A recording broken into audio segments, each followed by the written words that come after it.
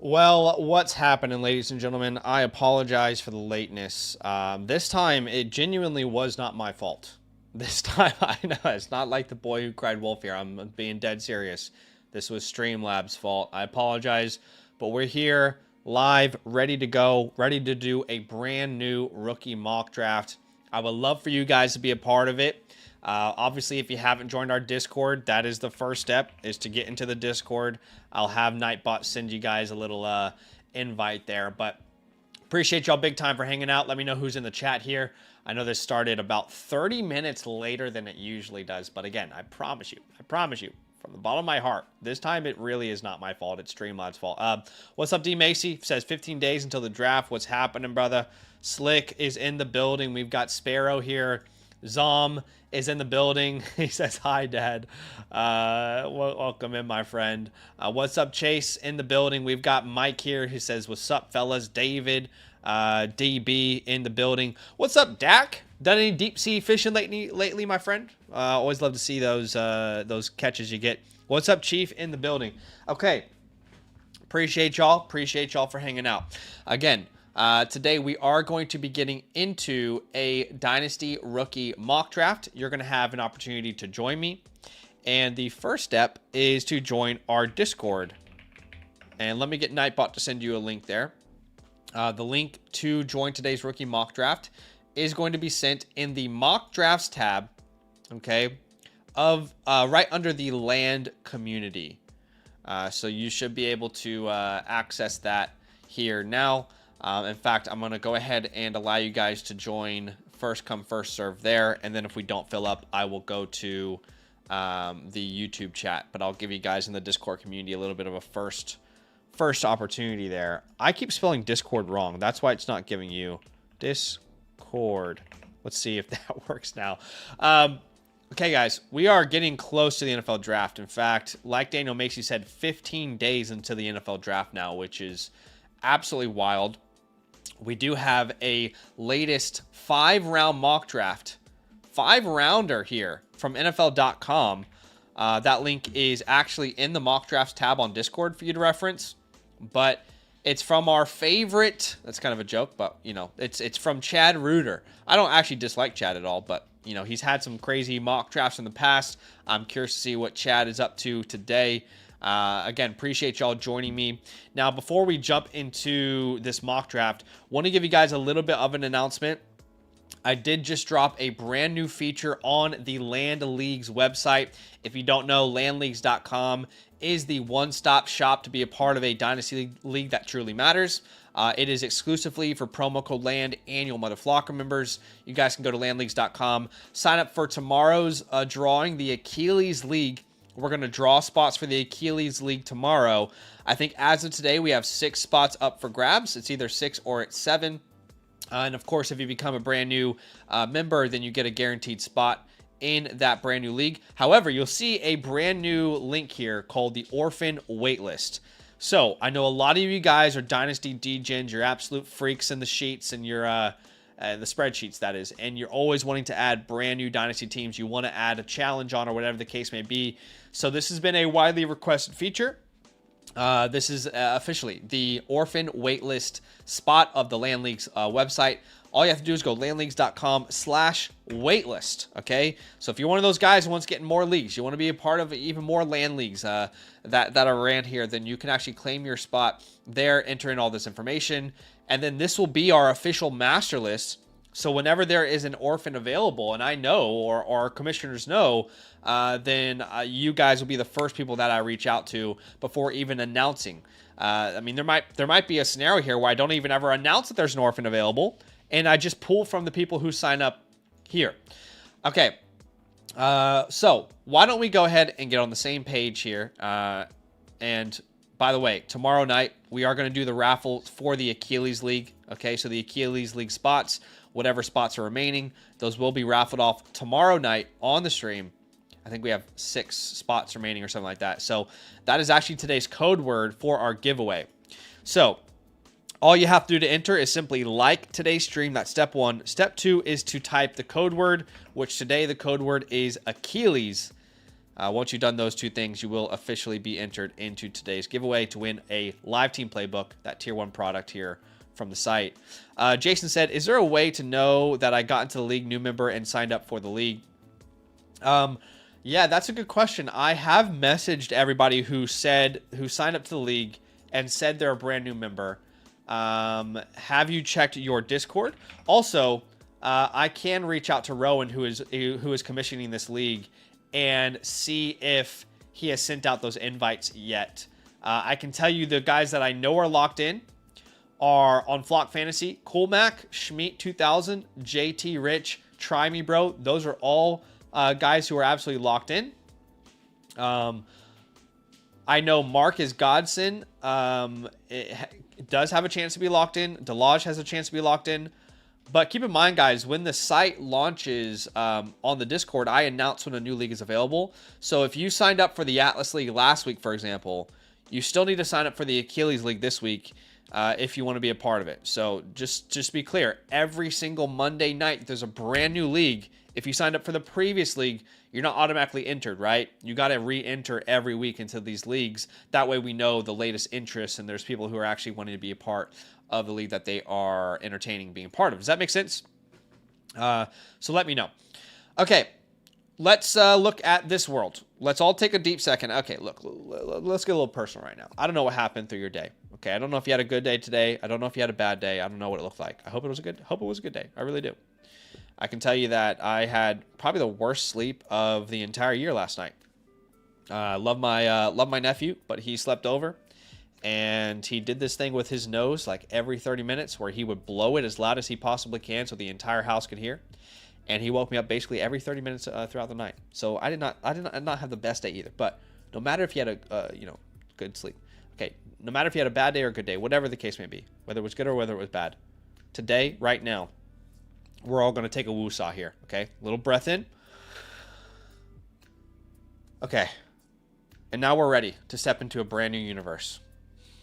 The world that we're stepping into is not the world that you know today. The world that we're stepping into is a world that has been created by a man, a myth, a legend, Mr. Chad Reuter of NFL.com. We want to find out if we were living in Chad's world. He works for NFL.com. If this was a real life scenario, how would it impact Dynasty Rookie Drafts? And if you're upset about any of these landing spots, all right, hurl your insults at Chad, not me. So, Chad has Mendoza going number 1 to the Raiders. No surprise. He has the Giants taking Jeremiah Love. Again, you should not be upset at me, okay? If you're a Cam Scatterboot owner, I didn't, make these landing spots. What I will say is the Giants have brought Jeremiah Love in for a top 30 visit. So if you think it's not realistic that they could take Jeremiah Love, I promise you if he's on the board, it will be a heavy consideration for them. I'm not saying they'll do it, but it will be a heavy consideration. Okay, so we do get the Giants taking Jeremiah Love. The next player that comes off the board that's offensive, oh my gosh. I mean, we have no offensive players that matter for fantasy coming off the board all the way until pick 11. Carnell Tate to the Dolphins. I like that spot a lot, honestly. I really like that spot a lot. That's fun. He would be the clear number 1 weapon.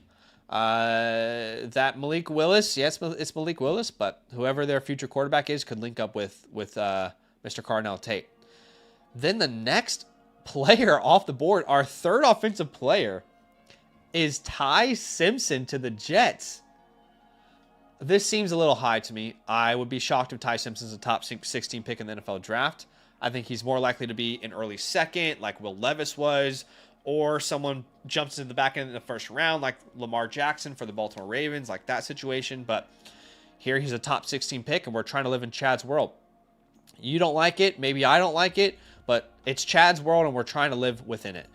So he has Omar Cooper as the the second receiver off the board. Yeah, I'm not losing my mind, right? No, the second receiver off the board is Omar Cooper Jr. I got to be honest with Chad here.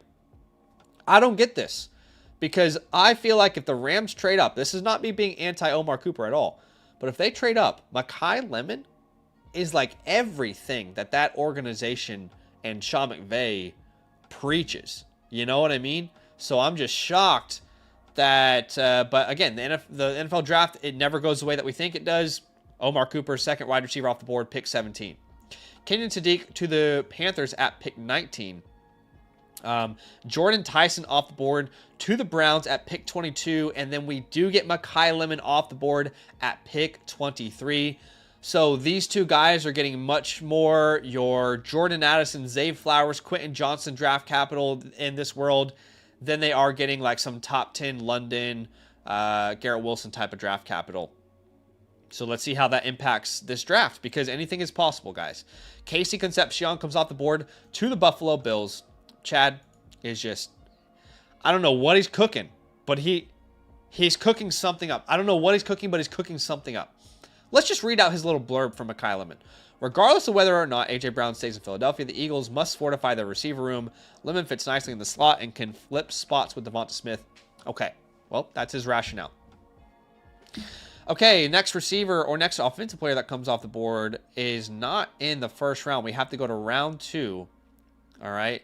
And in round 2, we see Peter Woods is the first pick, but then Denzel Boston is the first offensive player. He goes pick 35 to the Titans. So he would obviously be given an opportunity to be the number 1 receiver there in Tennessee. Given the opportunity, it wouldn't be a foregone conclusion. Next offensive player, I like this a lot. Okay, Chad, you've upset me a lot today. There's a lot of things that you've done that have upset me, Chad. But here's something that you haven't done that's upset. Okay, Eli Stowers to the Bengals. Love it. Love it, love it, love it, love it, love it. This would obviously be difficult from a target share perspective because Chase and Higgins are clearly your 1 and 2. But I think he could have a lot of red zone opportunities. And if he can establish himself as that tight end 1 there in Cincinnati, then the sky is the limit. I also love that Antonio Williams, one of my guys in this class, gets some love. He goes as a top 50 pick to the Jets. He will complement Garrett Wilson a lot. Dazon Stribling to the Colts here. Let's see. We've got Zachariah Branch to the Steelers. Are we going to get a running back in round 2? I'm curious how Chad views it. Malachi Fields to the Bears. Sam Roush to the Broncos. We do get a running back in round 2, and it is Jadarian Price to the Seattle Seahawks. That is going to be a big boost. I'll say this once, I'll say it again. If we see a running back to Seattle in round 2, I do think it will automatically increase the value of your 106 in Superflex drafts, okay? It would be big time. I would be shocked if the Seahawks go running back in round 1. I know we've seen that quite often, but they do need to replace Kenneth Walker. I doubt they're looking to start George Halani and Emmanuel Wilson. So Jadarian Price would be a great fit. If it's not Price, it's probably Coleman. It's one of those two guys. It's got to be one of those two names. I don't see another running back. Like I just don't think Mike Washington's worthy of being a second-round pick, but we'll see. Maybe a team falls in love with him. Okay, into round 3, where we see Garrett Nussmeier come off the board at pick 65. He's a fun developmental quarterback. We see Jeremy Bernard to the Saints. Elijah Surratt to the Cowboys. My guy, I hate that he didn't get round 2 capital. And honestly, round 3 receivers is a graveyard historically. But I might just be all the way in again if George Pickens doesn't sign long term. Okay. Carson Beck to the Steelers. We see Mike Washington to the Falcons. So let's go ahead and bury his career. Josh Cameron to the Ravens. That's cool. I haven't heard much about Josh Cameron. I did scout him. I haven't heard much about him in the streets. So it's cool to see him get some love. I think he's a fun outside receiver. Max Clare to the Jags. I think this tight end class is underrated. I believe tight ends will go higher than people are expecting them to go. And Max Clare is one of those names that I really, really like. Deion Burks. This is not great news if you're a Jalen Coke owner, but he goes to the Panthers. Oscar Delp to the Dolphins. Katron Allen in the 3rd to the Dolphins is a little early for my liking. I don't understand why the Dolphins would even do that transparently. I don't think he's some upgrade over even an Ollie Gordon. He's a different player to the Ollie Gordons and the Jalen Wrights, but it's a little confusing. Bryce Lance to the Patriots. Skylar Bell to the Seahawks. And let's get into round 4. Again, this is Chad's world. You can yell at Chad. You can't yell at me. If you yell at me, I'll ban you permanently. I can't take the feedback. I can't do it. No, it's fine. You can say whatever you want. All right, Emmett Johnson goes to the Titans. So he will compete with Tony Pollard and Tajay Spears. Chris Bell to the Raiders. Michael Trigg, underrated player in this class, to the Jets. Chris Brazzell to the Texans. We've got a tight end coming off the board. Brendan Thompson to the Chiefs. Yeah, that's what the Chiefs need. The Chiefs need another speedy receiver that can stretch the field. For sure. That's what they need. Okay. Jacoby Lane to the Buccaneers. We've got a tight end coming off the board. Ted Hurst to the Falcons. Nick Singleton to the Jags in round 4. We talked about this. The Jags have a lot of 3rd and 4th round picks. It wouldn't surprise me if they add a running back to that backfield. I know a lot of people think it's Tootin's job, no doubt about it, but I do think they could add a 3rd or 4th or 5th round running back in this class to compete in that backfield. Jonah Coleman goes to the Raiders here in round 4. That's terrible. I mean, that would virtually bury him behind Ashton Genty. I mean, you basically have your entire rookie contract behind Ashton Genty. You can't convince me. I don't care if you guys are Jonah Coleman fans that he's deserving of being a first-round pick. We had a similar scenario last week. People were like, no, I don't care. I'm going to take Jonah Coleman in the first. I'm sorry, guys. If you're going to do that this time, I am going to point it out in the chat, and I'm going to yell at you, and I'm going to hurt your feelings. Okay, let's go to round 5. Last round. Let's just quickly go through this Chad's world here. Any big names? Robert Henry. We get another running back to the Titans. Interesting. Jeff Caldwell to the comes off the board there. Joe Royer. Drew Aller to the Rams in round 5. Eli Raridon to the Ravens. They could definitely use another tight end. Damon Claiborne to the Vikings. I like that. We've got Jaden Ott to the Texans. I don't think they need another Jaden Ott. The Broncos get Seth McGowan. He's going to be McGowan straight to the practice squad. Le'Veon Moss to the Cowboys. Okay, so those are all the landing spots for today's mock draft. You might not like them. Don't yell at me again. I can't take the criticism. I'll crumble. Yell at Chad, okay? We have 1 spot remaining in this rookie mock draft. I will go ahead and paste a link in the chat. First person to jump in will get that spot. And of course, the best way to join these mock drafts every time that we're live is just by creating a free account. Just use the promo code LAND. When you create that free account, I'll put a link in the chat for you. And then anytime we're live, you'll be able to jump into these mocks. Okay, we ready? We ready to jump in? Mason's here in the building. Says Price of Seattle would be great. And I agree. That would be a big boost to the 106. Okay, let's go ahead and start. This was chaotic. This was like, to be fair, if you wanted chaos, Chad provided chaos. This is absolute chaos. I have no idea what the first 5 picks are going to look like with the way that some of these receivers came off the board. Truthfully, I have absolutely no idea how this is going to go. So Jeremiah Love goes at the 101. Remember, he is a New York Giant. Let's just play in a hypothetical world for a second. If this were, and I know it's worst case scenario, if this were to be reality and Jeremiah Love goes to the Giants, where are you ranking Cam Scatterbo? I'd find it hard to rank him any higher than, running back 40, something like that. I know he's been productive, but you're just not going to outproduce Jeremiah Love. I'm sorry, Jeremiah Love would have to be injured for you to be a relevant player at all whatsoever, in my opinion. Yeah, Mason says if Love goes to the Giants, Scott is dead. I kind of agree. As Uncle Fresh says, Love to the Giants would ruin my year. Not even his day. It would ruin his entire year. And I've got some Scatterbo ownership, so I feel that. Okay, Mendoza went at the 102. He went to the Raiders, pick 101. Tate comes off the board at the 103. He is a Dolphin at pick 11. We have Tyson at the 104. He went to the Browns late first. Lemon at the 105. If you guys don't remember, Lemon was a late first to the Eagles. So in this world that we're living in, we're kind of playing on that idea of more these guys getting like the Jordan Addisons, a Flowers draft capital in their drafts, rather than like the Drake London, Garrett Wilson type of draft capital, which does hurt your hit rate historically if you're outside that top 10, 15. Obviously, the lower you go, the lower the hit rate. I've got a difficult decision to make, honestly. Because in one hand, I have a first-round receiver, available and he went to the Los Angeles Rams, I'm looking at this room and initially thinking, okay, it's a little bit packed there. However, Sean McVay believed that Omar Cooper was worth a first-round pick. That I feel like I should pay attention. I feel like I should pay attention if Sean McVay says that. We also know that Devontae Adams is going to be 33, 34 years old. So you're essentially looking at some point in the very near future, a number 2 receiver in a Rams offense where Sean McVay is the guy there. So I'm going to go ahead and choose a player here if it will let me. I'm going to choose before I choose. I wanted to just quickly show you, the reason I'm having a difficult time here. The other option that I have on the table is a round 2 running back that is going to step into pretty much instant opportunities. And I don't think it's as easy and cut and dry, right? I don't think it's as cut and dry as like, okay, you take the round 1 receiver, it's a no-brainer, Zach. No, I mean, this is the whole reason why we've included our historical hit rate data in our rookie report, right?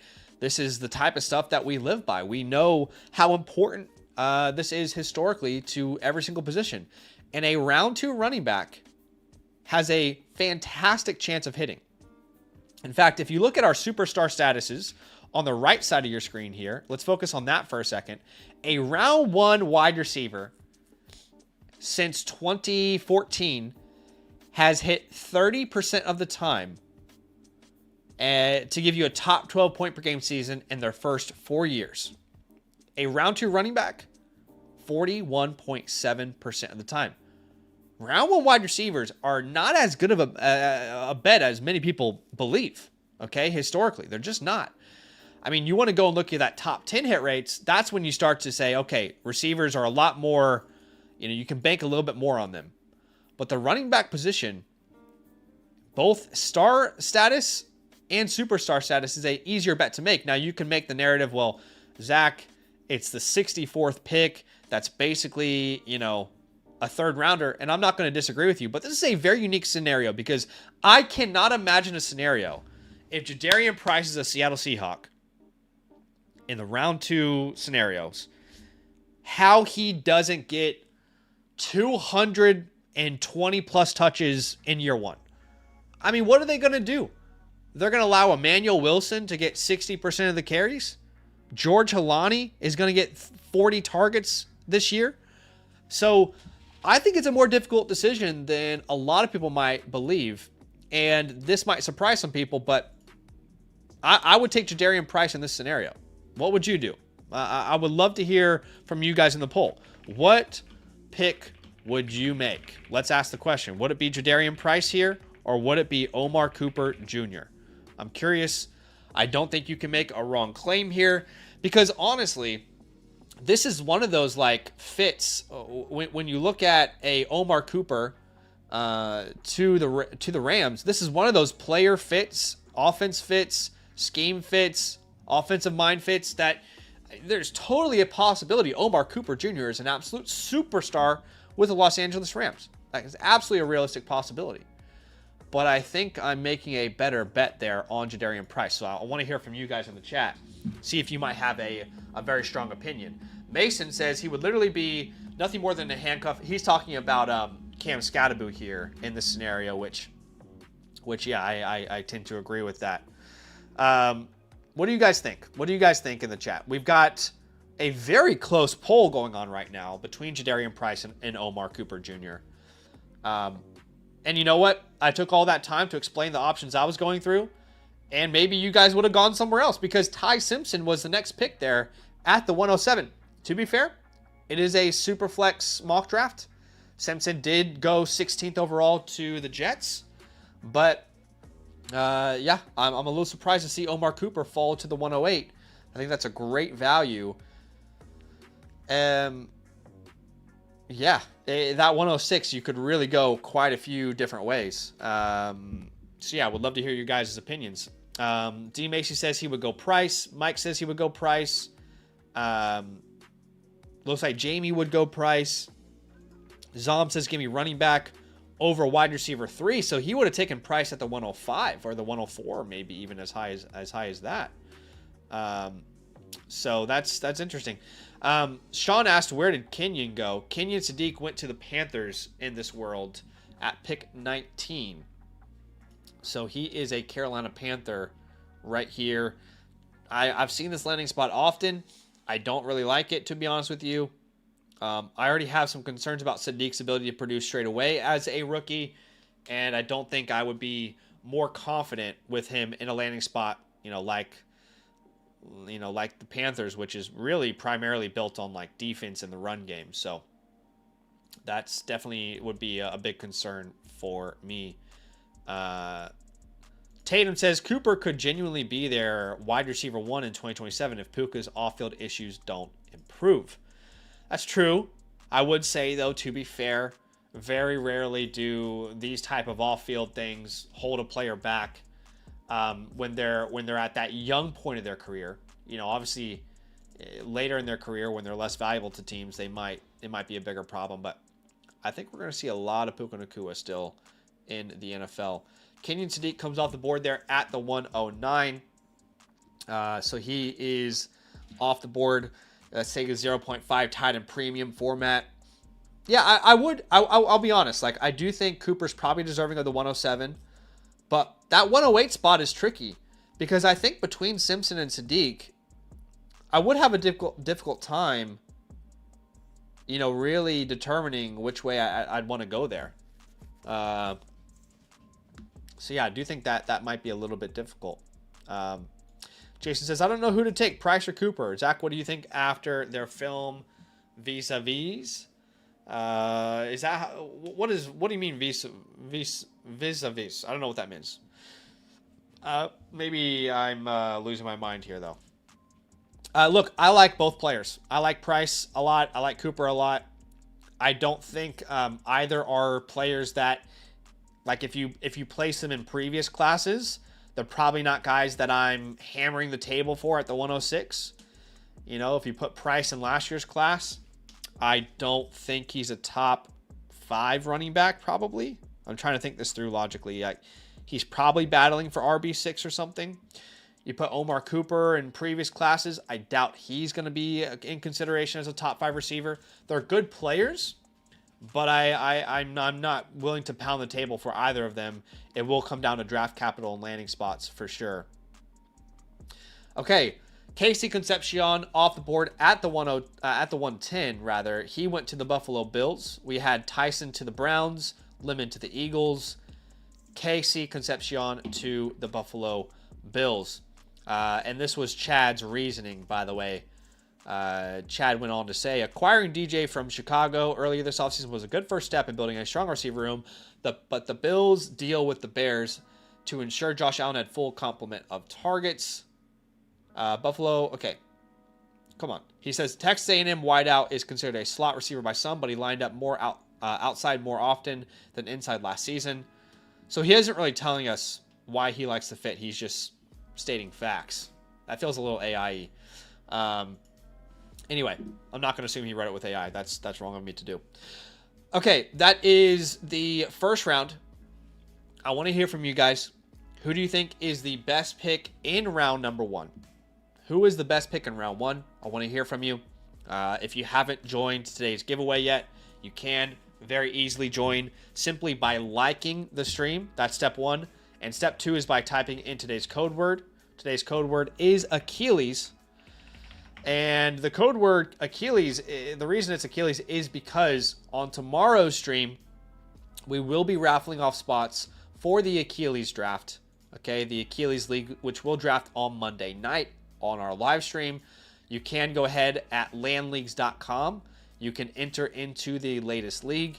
Obviously, if you want to be a part of these leagues that we do every single week, got to be a promo code LAND annual mother flock. Remember, then you'll want to sync your Discord so you get notifications on new leagues. And then you sign up at landleagues.com.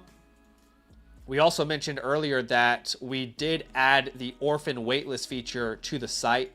So if you're already a land member, then you can go sign up for an orphan league. And if any ever become available, we will pull from this waitlist if any orphans are available. If you just can't get enough of dynasty leagues, go ahead and fill your spots up there. Okay, So I asked, who was the best value in round one? We got a lot of people saying Casey Concepcion. A lot of Casey Concepcions. We've got some Omar Cooper love there. Omar Cooper. So it seems like those are the two most commonly said players. Zom says Casey or Tyson. We've got another Casey Concepcion there. Let's see. Stowers. We've got a Stowers. We've got a Tate as the most valuable pick there at the 103. Levi says he would have taken Casey at the 6 to 7 spot. So you'd love to see it.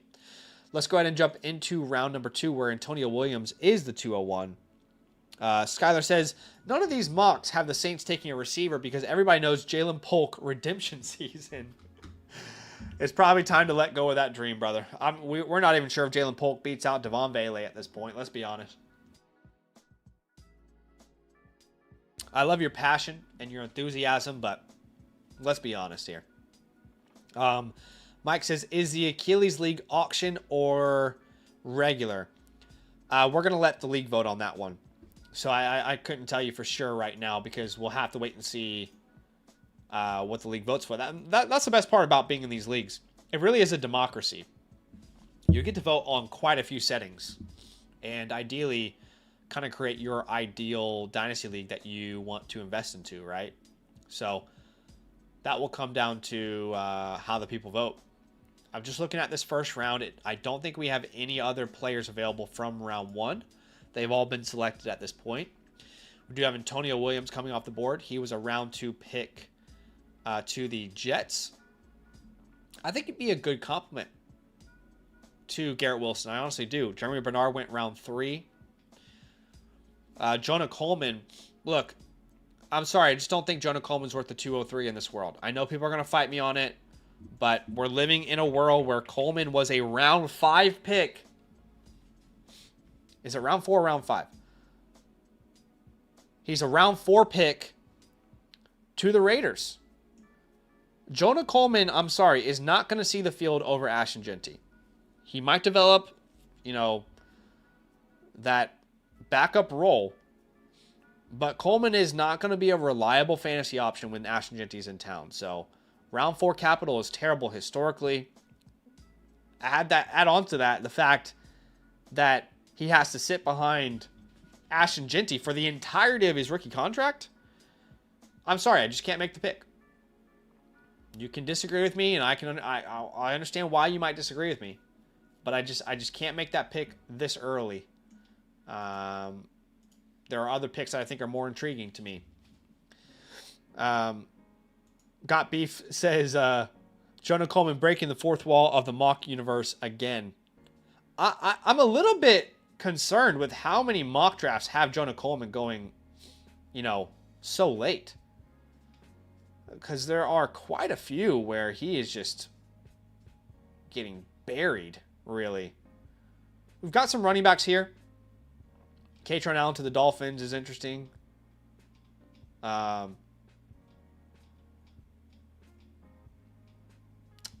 there's not a lot of running backs that you love in this scenario, is there? Mike Washington came off the board. Katron Allen came off the board. Yeah, I'm just going to go with my guy here. The hit rates say that this is not a good pick. Just want to be clear before I make it. However, if there is a world in which the Cowboys don't sign George Pickens long term, I wholeheartedly believe that Elijah Surratt could be a very productive player in Dallas. So he would be my pick here at the 206. I'll go ahead and take him off the board. Honestly, guys, I don't want to say this is like a doomsday mock from Chad. Some of it is a little ridiculous, but that's the nature of a mock draft, right? Got to play out scenarios. But I don't think this is all that unrealistic outside of some of these guys like Lemon and Tyson going super late. This might be what your rookie drafts look like. There's a good chance that the 106, maybe the 107 gain some value. But, your late firsts are probably still not going to be that enticing anymore.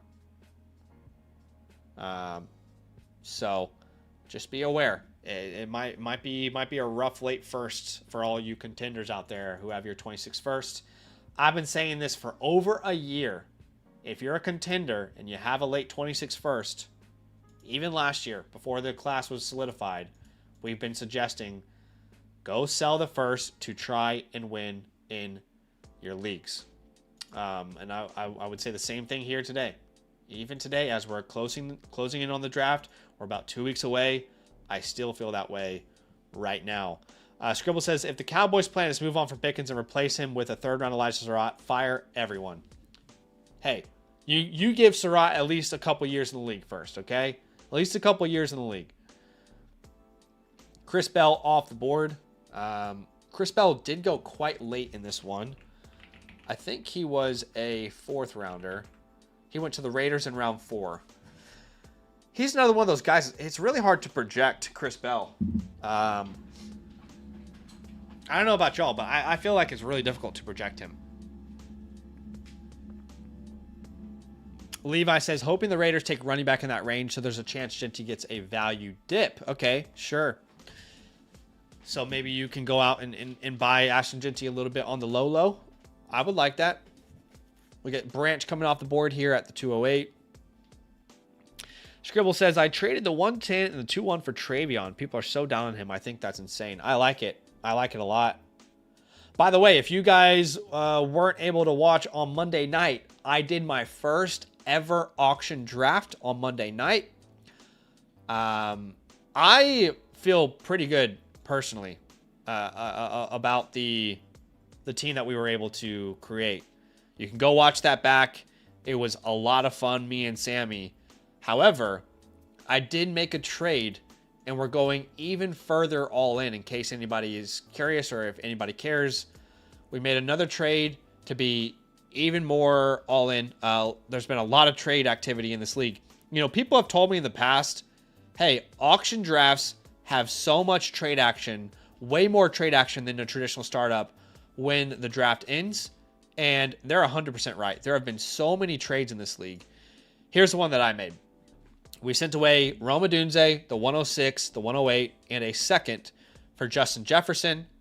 It is a start 10, but I purposely bought those first-round picks in the startup for cheap with the intention of tearing up because I wasn't able to get a superstar receiver in the auction draft.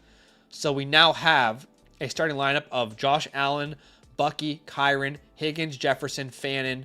Our flexes are Henderson, J-Mo, McConkey. We have Baker Mayfield on the bench. We're starting Baker Mayfield. Goff is on the bench. Dobbins on the bench. I am looking to add another flex, so we'll see. I've got a couple trades that I'm working through, but pretty happy with the team that we've built out there. As Skylar Bell, one of my guys, comes off the board, we get Carson Beck, Jacoby Lane, Garrett Nussmeier. So, yeah. I had fun with the auction. I think the auction is really fun. I do think that there has been this... Okay, there's been a couple statements around auction drafts that I've been told before I actually experienced them. Number one is that auction drafts are really fun. Probably more fun than a traditional snake startup. I think I agree. Number two, trading is way easier after the startup. I agree. However, number three, and I can't say for sure in our league yet or not, but people have said that it leads to a lot of imbalances in leagues. And certainly I can say that if you do a startup and you want more balance in your league, like everyone to have good teams or kind of more right there around the middle, I do think your traditional snake draft is going to give you more balanced teams, just because there is so much room for error in an auction. There's so much room for error. You know, if you're not able to read the room, if you're not able to read the draft board, you can very easily put yourself in a very tricky situation. So I'll grab Nick Singleton here, honestly. Round 4 to the Jacks. Don't like the player, but I'll take him in round 3. Zom's in the league with me. We had the auction together. I appreciate y'all. It was fun. It was fun to get into another startup.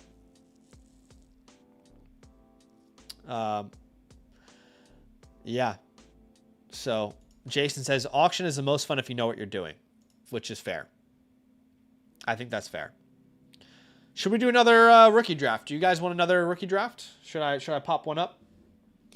I can get another one going if y'all want to get a new group of people here.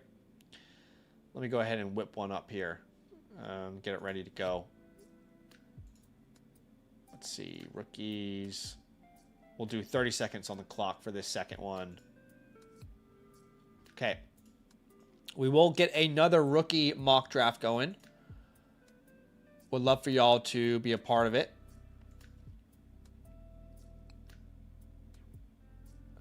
If you want to be a part of it, the easy first step is by joining our Discord. And then in the Discord, under the LAN tab, you'll see a mock drafts tab.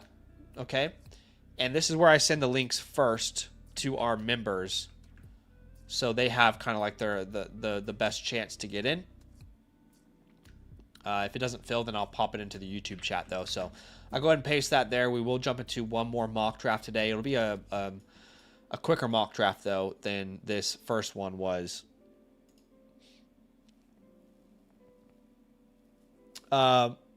B says, I feel like I inherited an orphan of my own creation. He's talking about the auction draft we did on Monday. That's funny.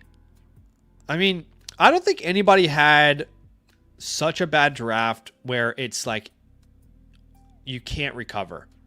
Sure, people made mistakes. I think everyone's willing to admit that. I think if you go into an auction draft and you make no mistakes, then I mean you're probably lying to yourself. I'm sorry, Zom. I'm not interested in Khalil Shakir. I appreciate the offer though. Let me see if there's another trade I can offer you.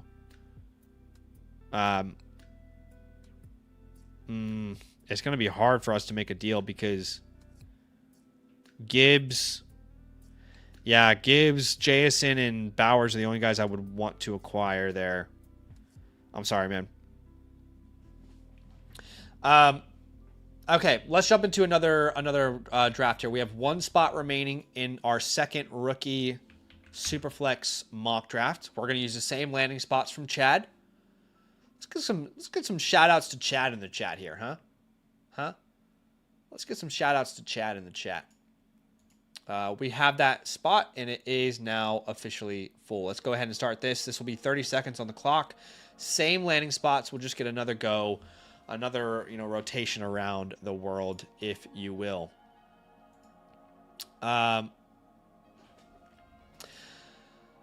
Oddshot says, did you see the beast from Dane Brugler dropped? Yes, I did. I am definitely going to look at that later on. I have made it very publicly known that I'm a huge fan of Dane Brugler. I love his work. Each year he does a fantastic job with the beast. I'm a huge fan of the way that he operates. I'm a huge fan of his work. I love the way that he approaches his processes, and someone that I look up to, honestly. Definitely could say I look up to Dane Brugler. I love the guy's work. So, I mean, the amount of information that he puts into the beast, it's almost shocking the amount of detail that he goes into. Like, I feel like I go into quite a bit of detail into my process, but yeah, I can't say enough positive things. He just really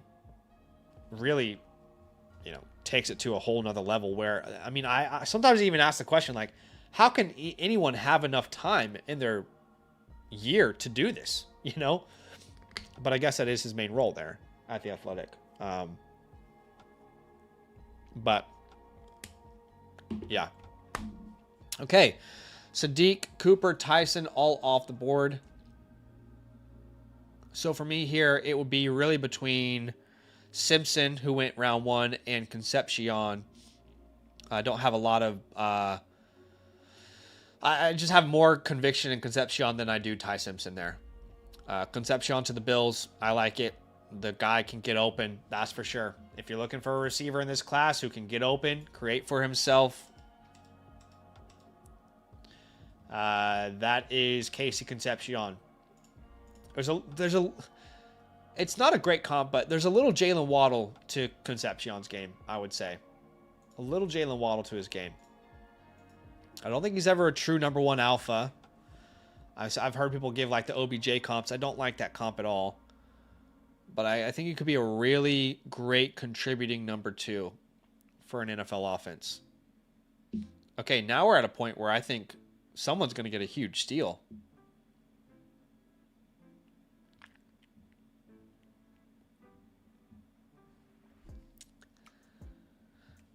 Yeah, Ty Simpson at the 112 here I think is a massive steal. I was considering him there at the 109. And remember, this whole scenario we're living in, he is a round one pick to the Jets at 16 overall.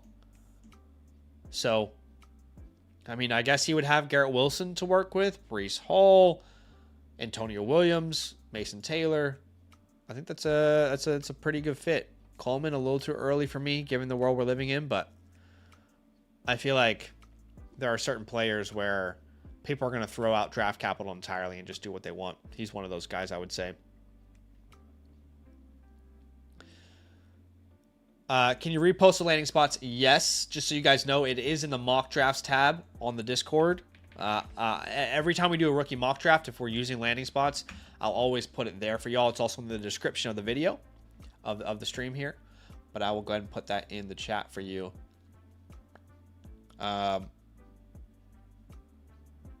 Difficult decision coming up here.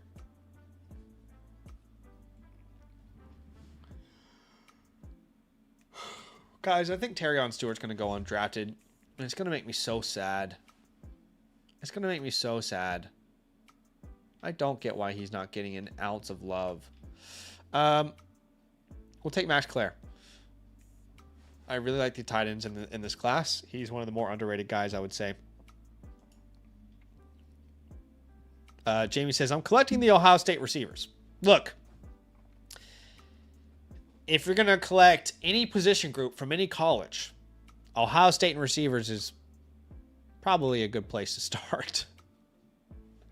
I think that's probably a pretty good place to start, my friend.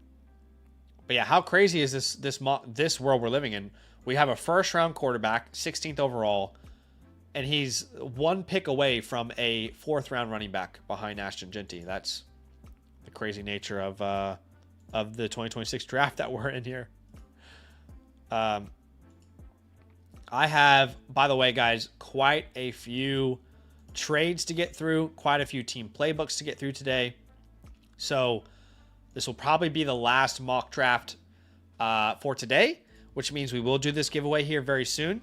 If you want to enter to win a live team playbook, you might be asking, what is a playbook? Well, you'll probably see how I'm doing like team reviews pretty consistently every stream here. What happens is I review your team live, and then afterwards, Kate, our awesome graphic designer, cooks up this playbook graphic for you, which is basically a game plan for your offseason.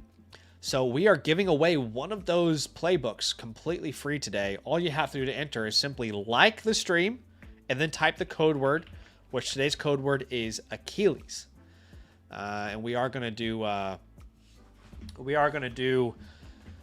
some of those team reviews here very, very soon. Spencer says, are you going to do mock drafts after the real draft? Yes, we do this every single year. After every round, or after every day finishes in the NFL draft this year, we will be live doing real rookie mock drafts, and mock drafts. Sorry, we'll be doing mock drafts. Can you tell I didn't sleep last night?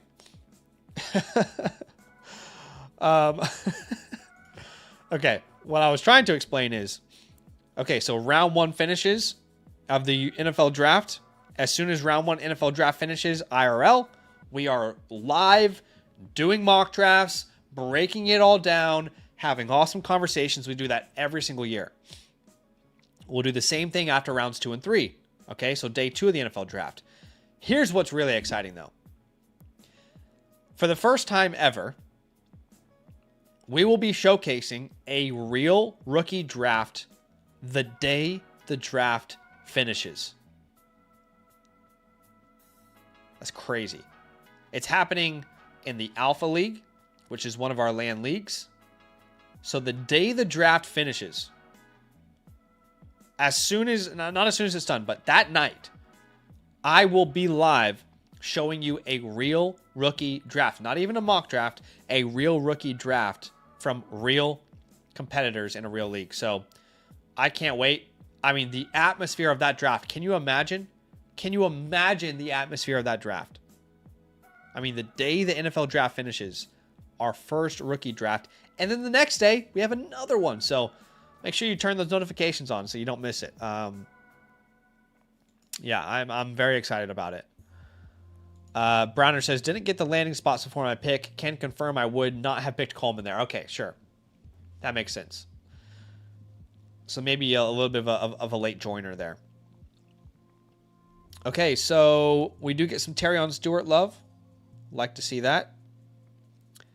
Oscar Delp goes. Eli Heidenreich. I can't help but feel, guys, that Eli Heidenreich is just going to end up being one of those fun players that we talked about during the cycle and didn't actually do anything. This is a cool feature, though, on the site. You can add players when you're looking instead of having to go back in and out there, right? I like that. I like that we've added this to the site.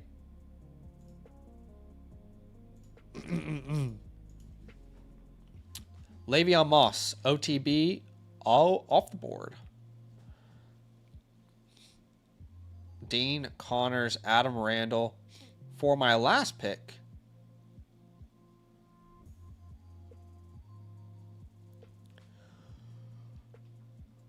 I am going to draft Deion Burks.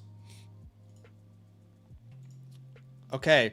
Should we okay, we're going to get into some trade questions on the site.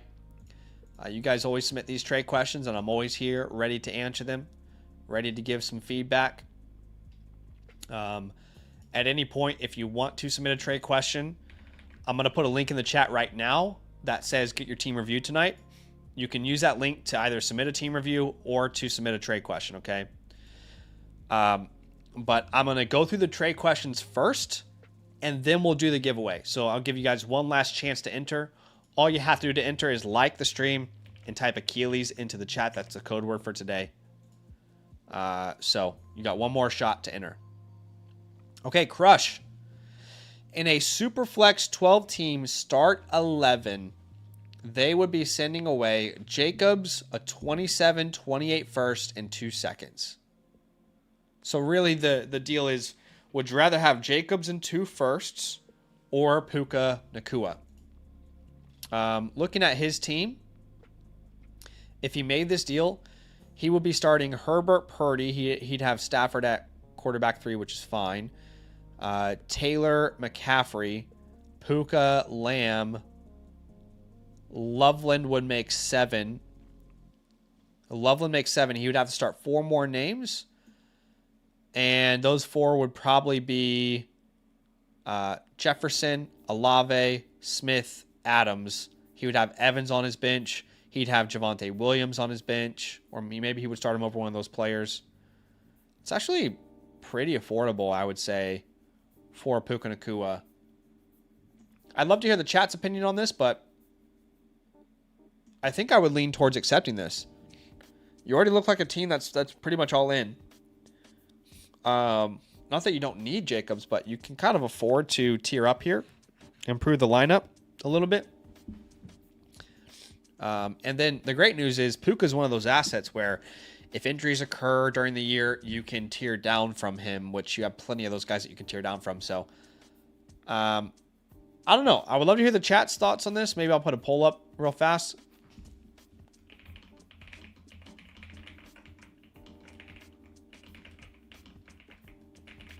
I just think those are going to be late firsts if they're from you. They're going to be late seconds if it's from you. And it's a big starting lineup, but you've already got enough depth. This can definitely be like an all-in move from you, in my opinion. So I mean, I'm pretty confident in saying, get the deal done, personally. I'll take Puka Nacua. The chat, by the way, over 70% of people are saying Puka, so they're on the same page as me. Mr. Reed. Reed. You would be in a Superflex 10-team start 10, sending away Caleb, Egbuka, a first in the 107. To get back Hurts, the 101, in a second. Let's really break this trade down. Tyreek Hill is a non-factor at this point of his career. The second is not going to matter. So really what you're asking me is, would you trade Caleb, Egbuka, a first in the 107 for the 101 in Jalen Hurts? It's an interesting question. I think this is, in a Superflex league, it feels like maybe slightly in overpay. It'll depend on what your team looks like. You can argue whatever direction you want to go here. But in my opinion, Caleb Williams and the 101 are pretty much equivalent value. If you hear that and you're upset, then like fair enough. I'm not going to argue with it. But in my opinion, that's what Reed's asking here. You know, what's the value here in this trade? I think Caleb Williams and the 101 are basically equivalent value. In a 10 team, you give a little bit more preference to the 101, obviously.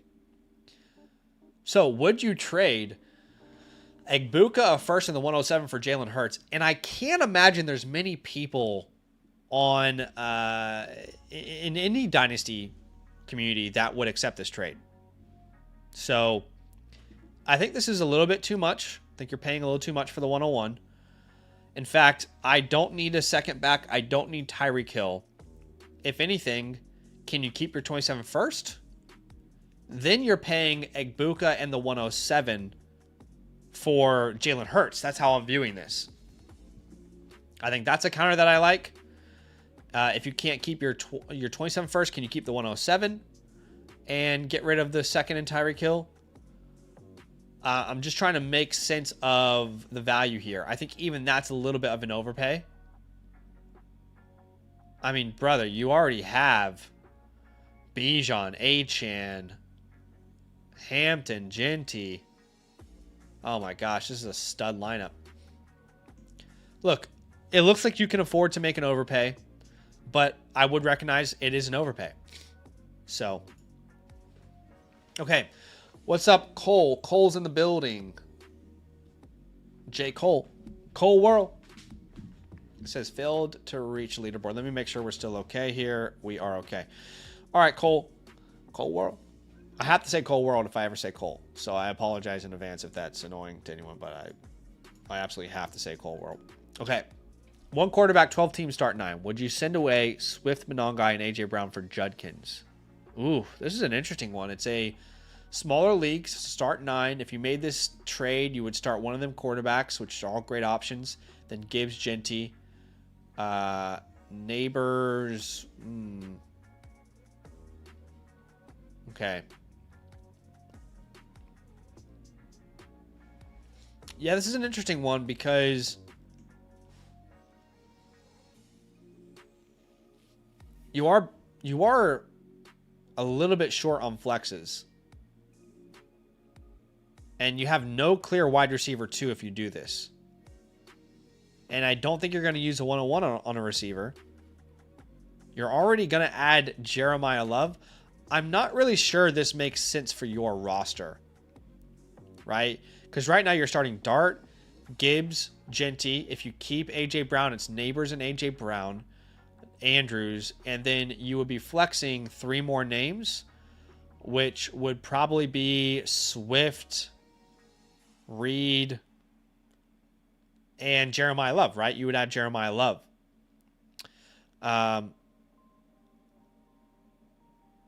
Yeah, I understand why you'd want to make this move and move off of A.J. Brown.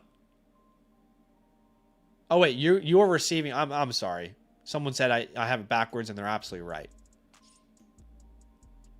They are getting Swift, Monongai, and A.J. Brown. Sorry, that's my bad, guys. Yeah. I mean, I think this makes sense. Because, again, if you make this move, you're starting one of those quarterbacks, Gibbs, Genty, A.J. Brown, Neighbors, Andrews, And then you have 3 more flex spots, which would be Swift, Jeremiah Love, and, you know, one of these receivers. I'm fine with this. Is there a way that we can, like, instead of getting Swift, I don't think you can move, like, I was going to see if we could maybe get, like, Breece Hall instead of the Swift Monangai combo, but probably not. Yeah, look, I think I'd be okay with this.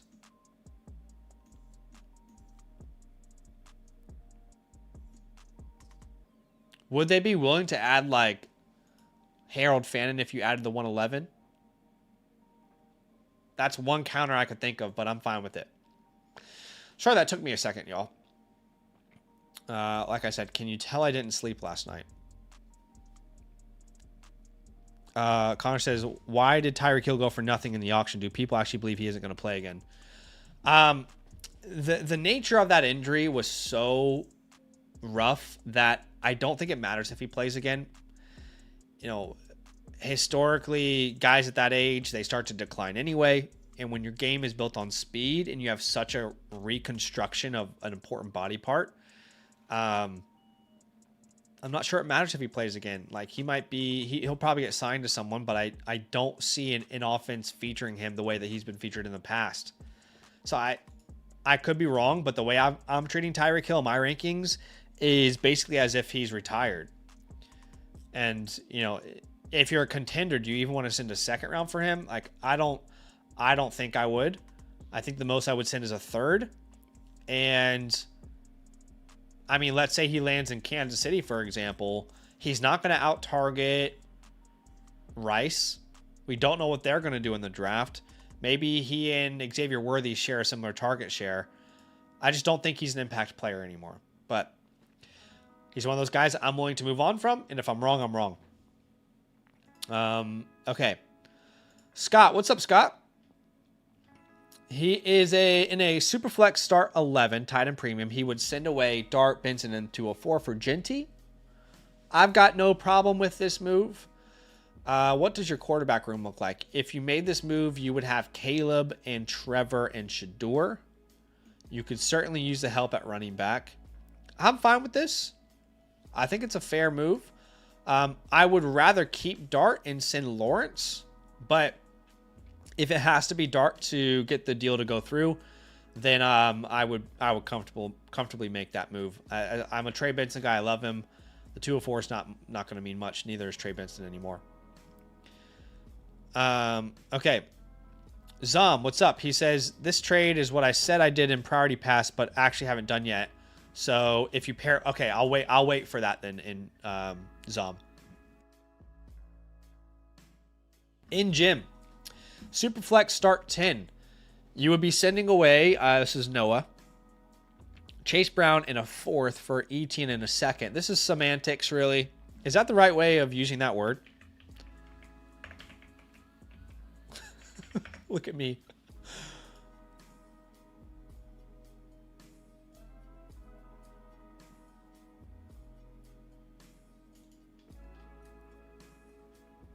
Am I using that word correctly? Like, when I'm saying like it's semantics, I'm saying the way I'm imagining I'm using it is it's like get your guy type thing. Who cares? It's not really gonna matter that much either way. Look, in my opinion, Noah, I don't feel like, okay, this year for sure I'd rather have Chase Brown, no doubt about it. It's not even close. I think you guys would be shocked if you knew how low the hit rates are on second round picks. I have a video coming out it'll be out this day next week, actually. I haven't recorded it yet, but it'll be a strategy video for rookie drafts, and I'll talk about second rounders, but I would rather just keep Chase Brown here. If the goal is to win right now, I would rather just, keep Chase Brown. And the fourth and second round pick swap is not really going to matter that much in the grand scheme of things, I don't think. Now, what I'd rather do is send them RJ Harvey and a second for Travis Etienne if you're trying to win right now and you got a second round pick to spare. That's what I'd rather do, but I probably just would end up keeping Chase Brown there. Cool Man says, no, semantics is understanding the definition of a word in a debate. It's the guideline for which you use a word in conversation. Okay. I'm not going to pretend to be the smartest guy in the room right now. I don't know what the hell I'm saying. Semantics, maybe that's not the right way to use it. Okay. Well, let's do this giveaways, and then we'll jump into the team playbooks. This is your last chance to enter to win a live team playbook, which is a customized review of your Dynasty football team. I'm giving one of them bad boys away right now on the stream. All you have to do is like the stream. And after you like the stream, type Achilles into the chat. You know what? I think there's 128 people watching right now. I think I'm just going to use the word semantics on streams from here on out in the completely wrong way on purpose, and we can all be a part of the inside joke for future streams. Is that cool? Maybe that's the way I'm going to do it. Oh, it's semantics. Should I eat chocolate today? It's semantics. I don't know. I mean, help me, Lord. Okay. 47 entries here. 47 entries, y'all. Did I use it fine? Okay. See, Zook saying, no, you use it fine. I'm just going to use, you know what, moving forward, semantics will, however I use it is how I'll use it. Okay. We'll have an inside joke here. Okay. Don't make me semantic you. Should I trade for Puka Nakua? It's semantics, bro. You know, up to you, bro. Okay. A lot of people are claiming that this is their playbook today. A lot of people are saying that it's their time to win, right? Browner says don't bother playing. Connor says it's his. Sparrow says it's his. So there's a lot of people here who are saying, look, you could say, guys, it's semantics. Don't worry, it's my playbook, right? You could say that. Okay, here we go. To win a team playbook on today's stream, let's go ahead and spin the wheel.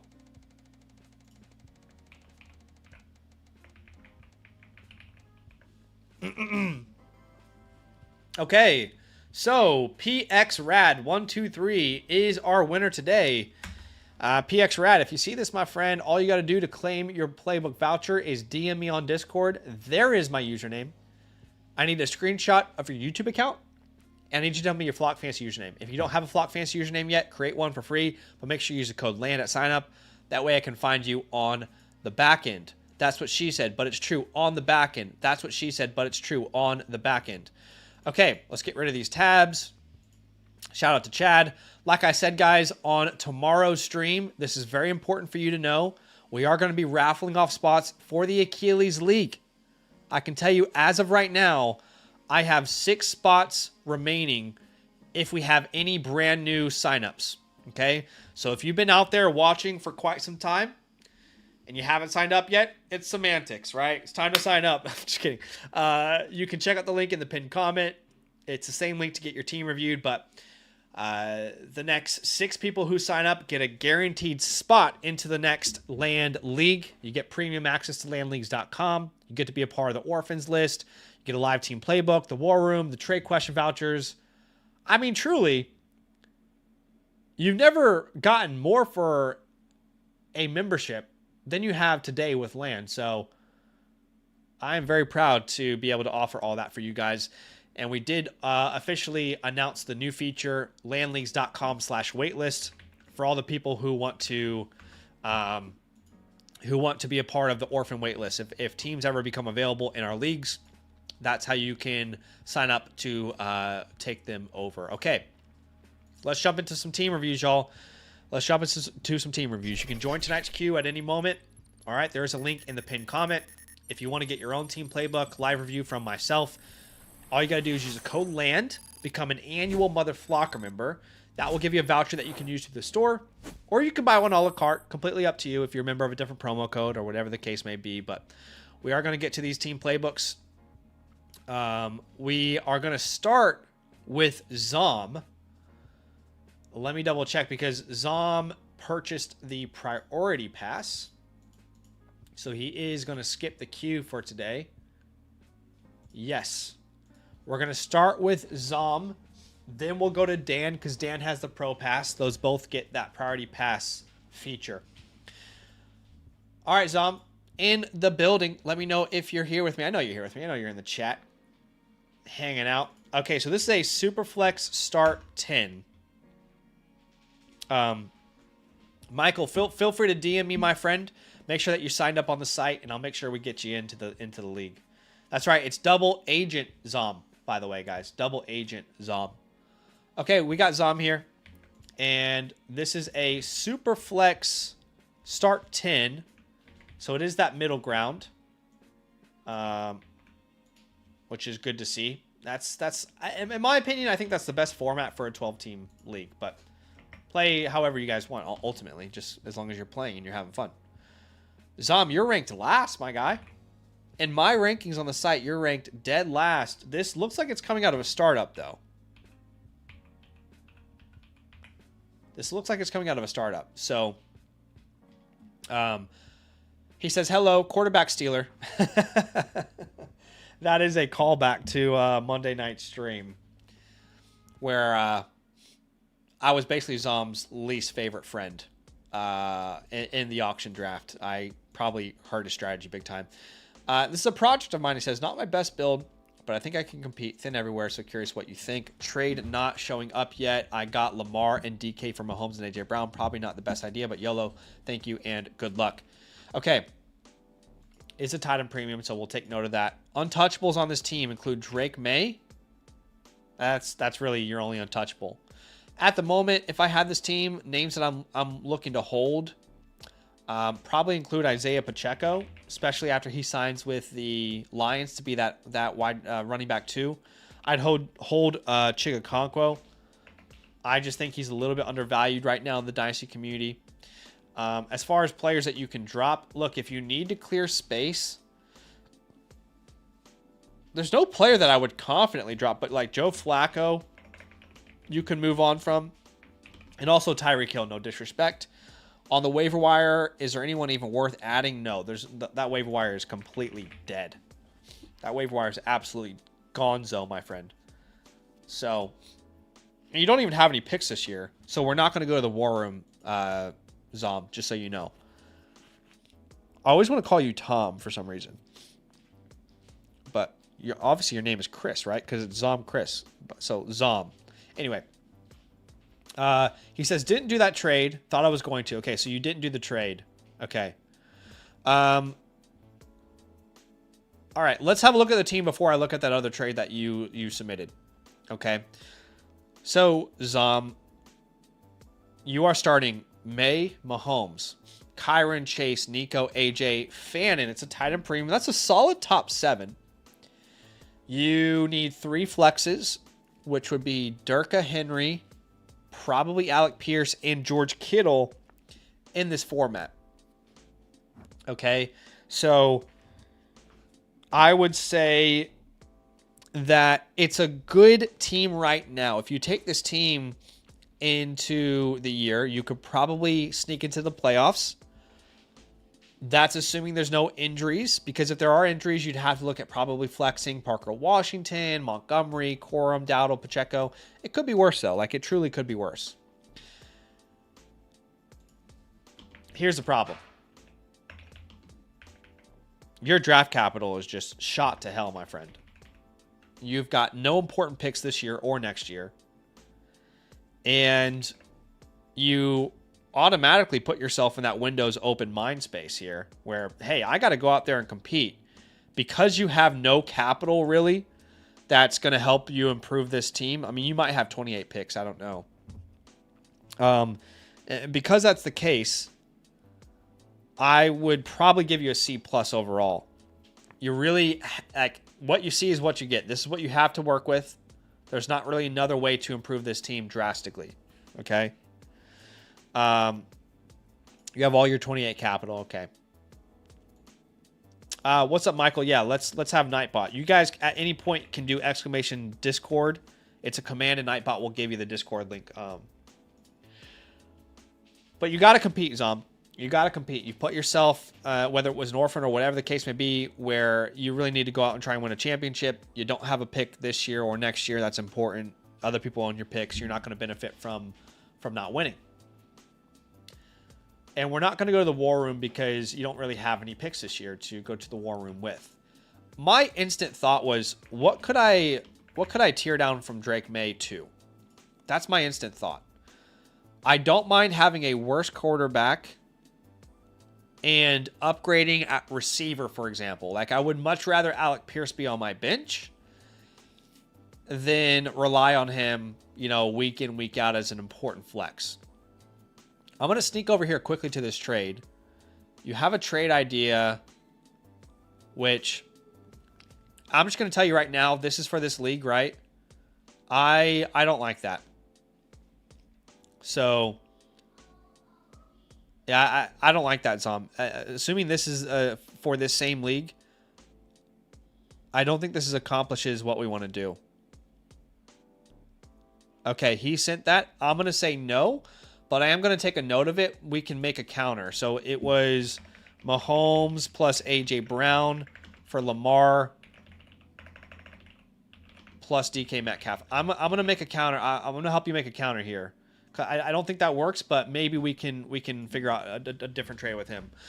What's up, Brown? He says it's $79 to sign up. That's if you want to get a team review today and you're not a member. That's the price there, my friend.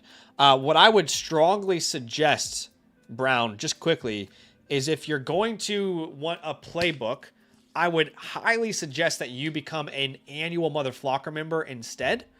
When you look at that link tree that I've placed in the chat, let me show you what I would suggest if I were you. I think the best bang for your buck when you look at that link tree is to actually go for the annual membership purchase. Now, you have to be an annual Mother Flocker member, but the reason I suggest that is because you get far more bang for your buck. Again, I'll show you the link tree here. Sorry. This annual membership purchase. You get far more bang for your buck, okay? Not only do you get a team review, which is what you're about to sign up for anyway, you get the live playbook automatically for free with your membership. I think it's $97 instead. You get access to the Flock site for the entire year, all the draft guides from everyone, all the rankings for everyone, all the premium tools. You get the War Room, which is a game plan for your rookie draft, 6 trade question vouchers to come back and ask me questions about any of your teams.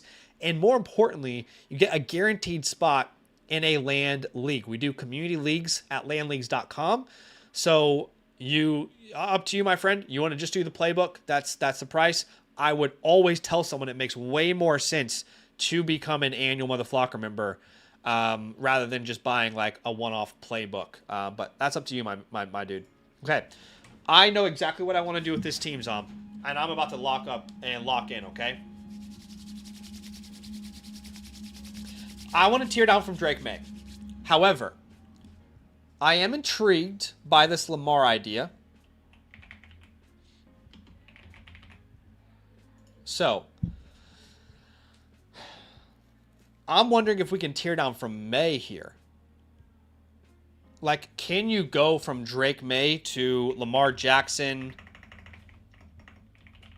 plus something? I wonder if you could get into lad range.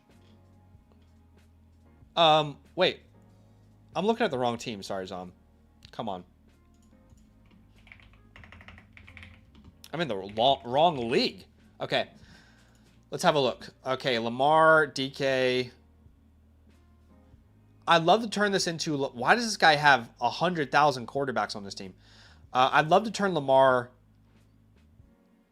Lamar and Marvin would actually be perfect. This is something I would like to do. Is that possible? It depends on your league.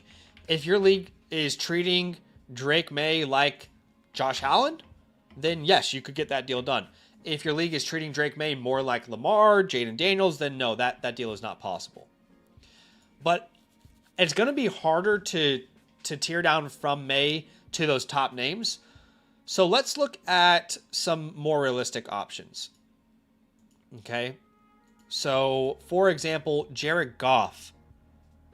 Jared Goff, Amon-Ra St. Brown is literally perfect. I mean, that is built for your team specifically, my friend. That is perfect. If you need to throw a second, you've got a second in 2028. If you need to throw that on there, that is a deal made in heaven for you. Because then you solve basically every problem for this team, right? You are now starting Mahomes, Love, Kyron, Chase, Amon-Ra, Nico, Fannin. Then you're flexing Derrick Henry, A.J. Brown, and that last flex spot is between Kittle, Pierce, Montgomery. I mean, that is the perfect trade for you, my dude. If he doesn't want to do Amon-Ra, can he do Puka? If he doesn't want to do Puka or Amon-Ra, can we get James Cook? We would, if we did that, we would need more in return, though. We can't just do Goff and Cook. We would need more. And then you can end up maybe flipping one of your running backs for a receiver. Let's see. If we were to try that, I would need to probably turn Derrick Henry into Saquon Barkley on top of this. Even then, I'm not obsessed with it, but it's not a bad start to an idea. Okay, let's keep thinking through here. But that is a great deal for you if you're able to do it. Jalen Hurts. You can't do Jalen Drake, and that's the only thing that would make sense there. So no. Baker Mayfield. Ooh, how about Baker Pickens?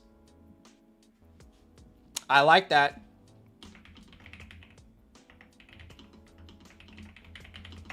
I like that a lot. I wonder if he can even add Devontae Adams. If you throw him back like a Pat Bryant or something. How far can you push it? If you sent Pat Bryant, can you get back a Devontae Adams? I mean, then you're really competing this year. You got to recognize if you're making deals like this and George Pickens doesn't sign a deal in Dallas, it's risky, right?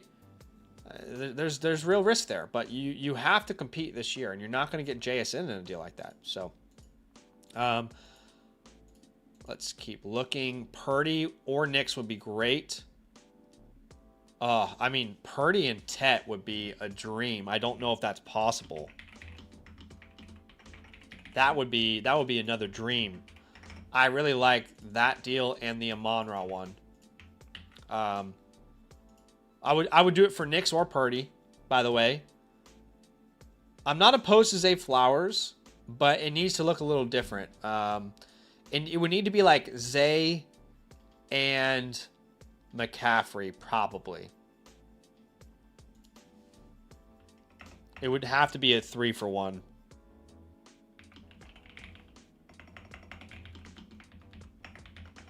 Don't want to undersell him either,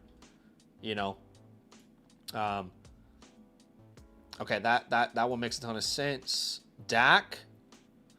Is Dak and Jefferson even remotely possible? Probably not. I really don't think so, but of course I would do that in a heartbeat.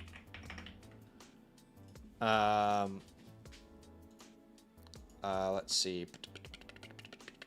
Caleb, you can't really go down to Stroud, so there's a limit there. You can't just tear down to any terrible quarterback, but that's how I would move, man, if I were you. You're not a team that can afford to sell A.J. Brown. He's not attractive in the market. Same goes for Henry, Montgomery, Dowdle, Pacheco. You can't afford to sell the kiddos. Like these guys, you need guys that can produce. They're not sexy, but, they can produce. Let me know if you got any questions on them. If there's anything I didn't cover well enough, I want to make sure you feel good. And if there's anything else you want me to explore. Zom says, think about Lambeau deals with him are possible, but he has my first, so he's preying on my downfall. Okay. That's fair. I wouldn't do the trade if I were him, but there's no harm in, trying. Wyatt says, might be a dumb question. When my land MF renews, does it give the option to what tier to pick, or does it just renew with what you previously had? Okay, so that's a good question. I think what you're asking, Wyatt, is two questions. Or maybe it's one question. What I assume you're asking, Wyatt, is when your membership renews, and then you go to submit your team review, which you get the free voucher, can you upgrade your team playbook to a priority pass or a pro pass? I think that's what you're asking. And yes, you can. Anytime you become an annual Mother Flocker member or it renews, you obviously get those team playbook vouchers again. And you can upgrade a priority pass or pro pass if you want to double your playbooks. The only way that you can't use a free voucher to upgrade is if you got the voucher from a pro pass, right? Or if you got it from like a random winning online, right? Like a drawing. Like, for example, Zom was able to upgrade this to a priority pass, and he was the winner from our last stream. Does that make sense? Is that answering your question, Wyatt? Let me know if that answers your question. And then, happy to answer anything else, any other question that you've got. Zom says, I think you cooked. Anything with Mahomes? I just don't think Mahomes is someone that you could actually tear down from, man. Like, I haven't experienced any deals in any league I'm in where someone's tearing down from Mahomes for major value.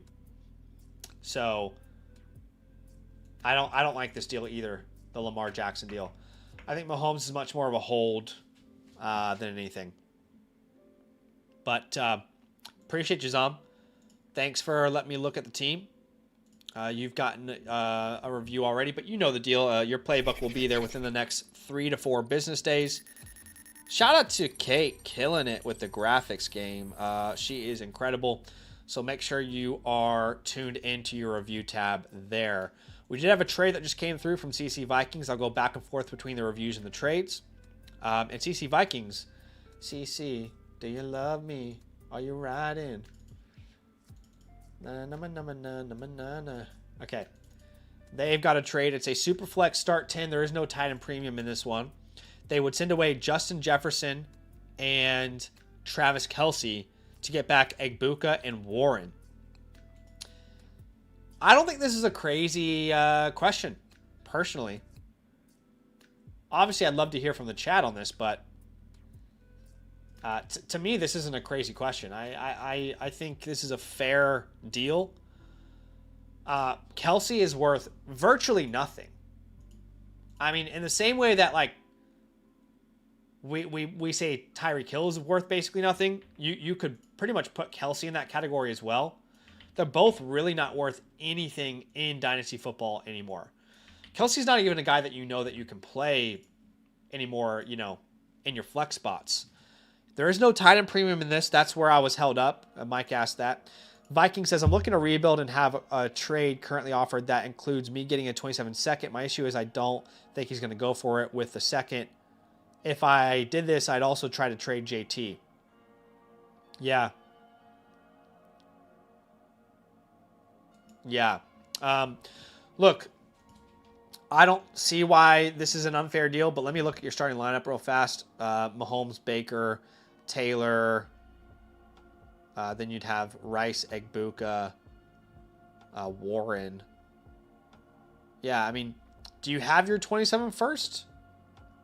If you have your 27 first, I would be open to making this move. What you could also do is try and sell this guy, Jonathan Taylor. Right? So if he's all in right now, no, he's not the right person to sell Jonathan Taylor. He doesn't have any picks that we like. Or players, young players.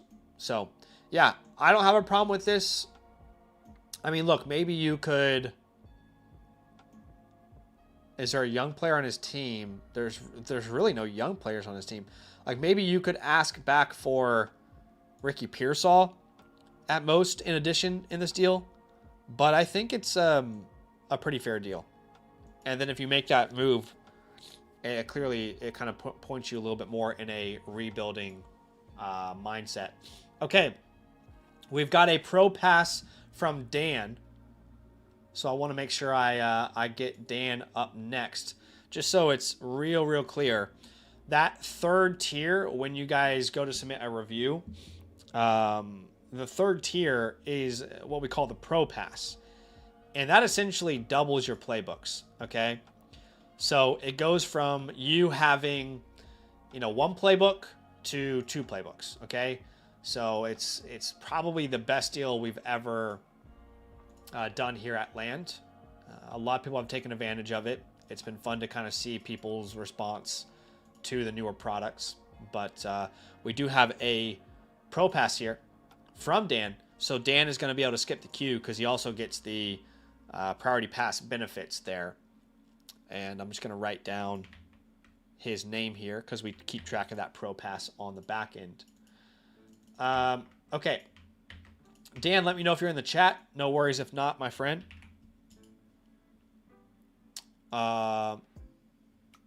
Okay. So he says, just took over this orphan. What do you recommend? Now, this is a Superflex start 10. There is no Titan. There is a 0.5 Titan premium. Excuse me. And your team name is DanB697. And you're currently ranked. What are you ranked? You're ranked 9th in the league. So that's a little difficult. But again, Superflex start 10. That is our middle ground. And Dan is here. You'll love to see it. Okay. So, Dan, I'm going to go ahead and give you your additional voucher for purchasing the Pro Pass. Again, my friend, like I told you last time, same deal. You can upgrade that Pro Pass to a Priority Pass, like that voucher that you just got, but you can't upgrade the voucher from a Pro Pass to another Pro Pass, right? We keep track of that, but just wanted to make sure we're on the same page there before I jump in too hot and heavy. So it is an orphan, and we'll keep that in mind here. We've got a couple picks this year. Nothing that's really, transformational, unfortunately. The site has you ranked 1st at quarterback, 11th at running back, 12th at wide receiver, and 9th at tight end. So if we look at this lineup, you'd be starting Daniels, Mahomes.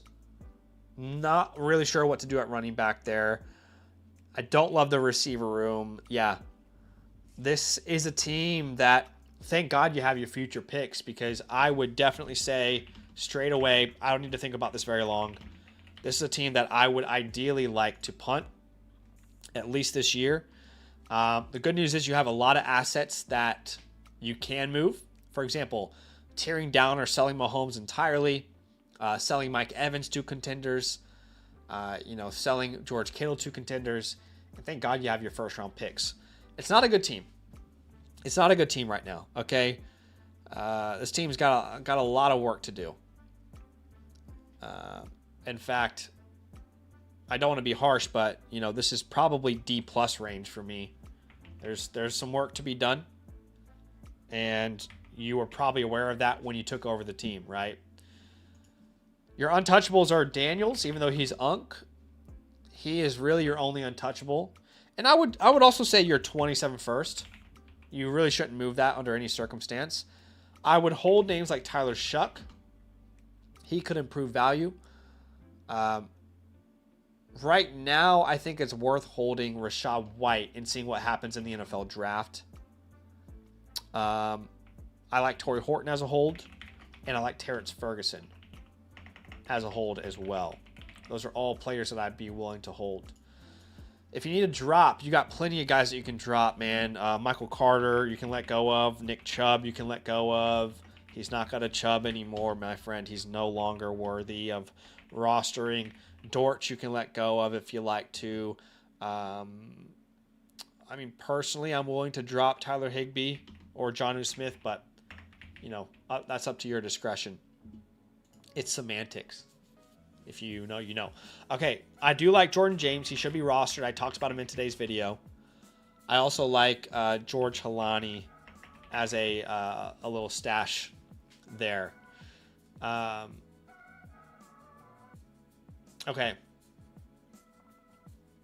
So, yeah, we can go to the to the war room here. You have some picks. I'm not gonna lie to you. Like, it's unlikely that your war room is gonna make a massive difference to your game plan. But you do have a couple picks. So we've got the 202, the 209, the 302, and the 402. To be honest with you, my friend, I couldn't tell you at this point in time exactly what that 202 is going to be. In your format, I imagine it's one of Eli Stowers would be nice in the tight end premium, assuming let's say he gets like second round draft capital. He might be a realistic option there. If Coleman drops or Surratt, the Bernard Simpsons, Antonio Williams, Max Claire's I like as well if he gets better draft capital than people are projecting. Beyond that, my friend, I really couldn't tell you who is going to be the best player to pick. It's a little too early. And of course, in my rankings, you will be able to see my best player available at every pick. Now, at the 202, I would still be willing to trade for a 27 second. I would do that for either of these picks. I'm just not obsessed with the second round this year. I'd also be willing to package both of those seconds for, a first. Maybe you can throw, a player like Aaron Jones in that deal. I would trade for a 27 third, and I would trade for a 27 fourth. Basically, if you can move any of these picks for future picks, we're just going to try to get into a little bit of a deeper class if we can. What's the likelihood of that happening? Not very high. Not very high. So, yeah. Okay. Let's jump into the chalkboard next, Dan, because I think this is where the majority of your review in particular is probably gonna happen, probably gonna take place here. So the players that we want to move off of: Patrick Mahomes. You don't even need to move off of Mahomes, by the way, but if you can, I'd be open to it. Mike Evans. I mean, as a contender personally, I'd be very interested in Mike Evans, so he should be easier to sell. In season, that's when you could try and sell George Kittle. Probably harder to sell him right now. Aaron Jones. And then Sam Darnold. Aaron Jones, I don't even think you need to wait till in season.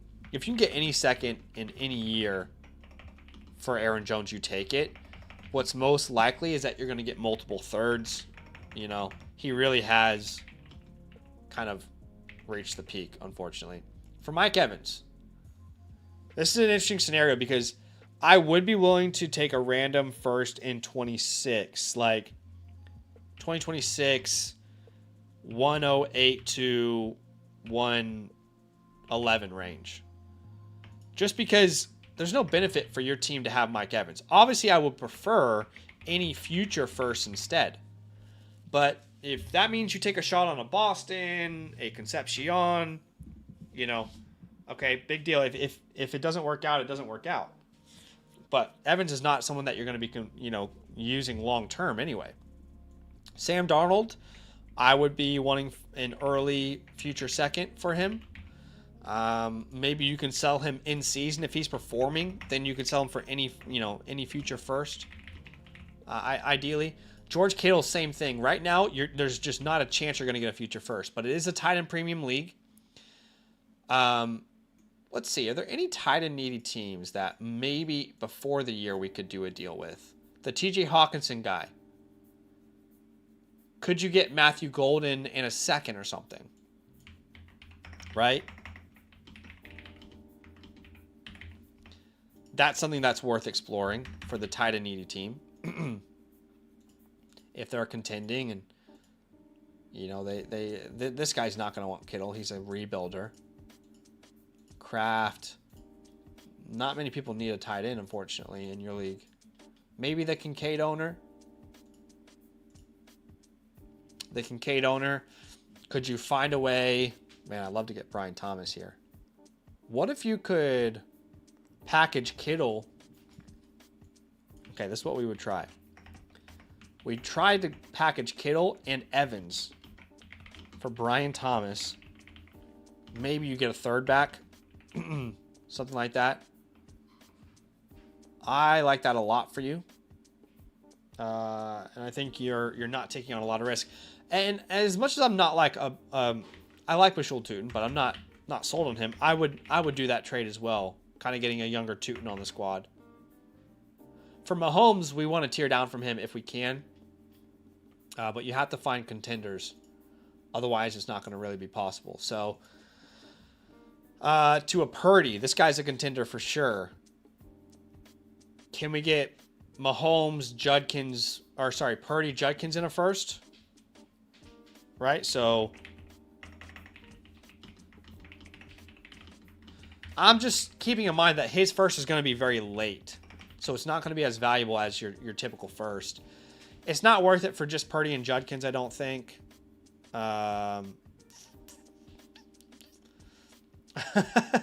Zom's in the bill. Says went through a brand change. His name is Double Agent Zom now. I love that. Okay, could we go to Dart? Like Dart and McConkey's a dream. What you would love to do is Dart plus Lab McConkey. And then you could also send back Mike Evans in this deal. This is how you could sell Evans as well. Right? So I kind of love that, honestly.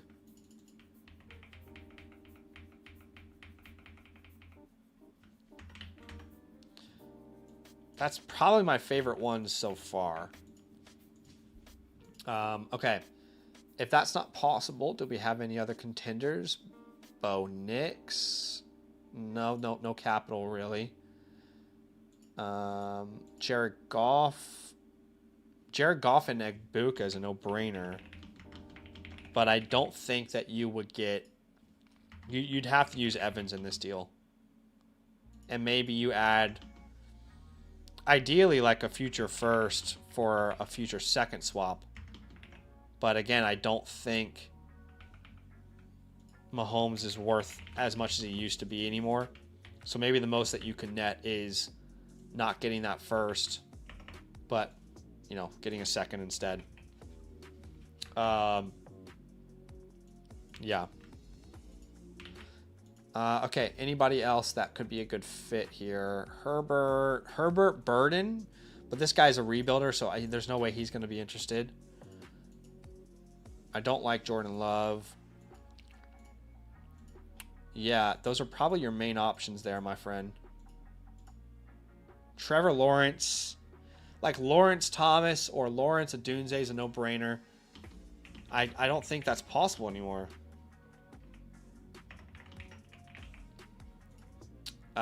Anyway, those will be my main ideas. I don't like a trade with him. Dan, let me know if there's anything I didn't cover well enough or any questions that you had, my friend. Want to make sure, obviously, that you feel good about this review. And if there happen to be any questions, that I get to answer them for you.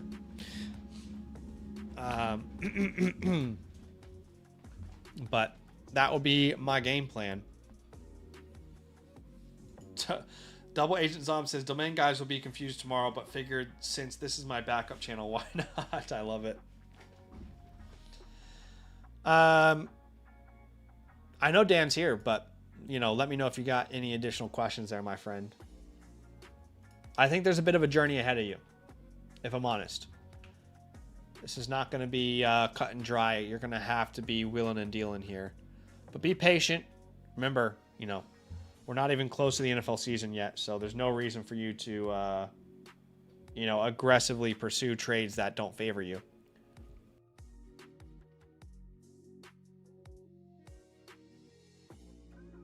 So let me make sure I've caught up with the chat while I'm waiting on Dan here.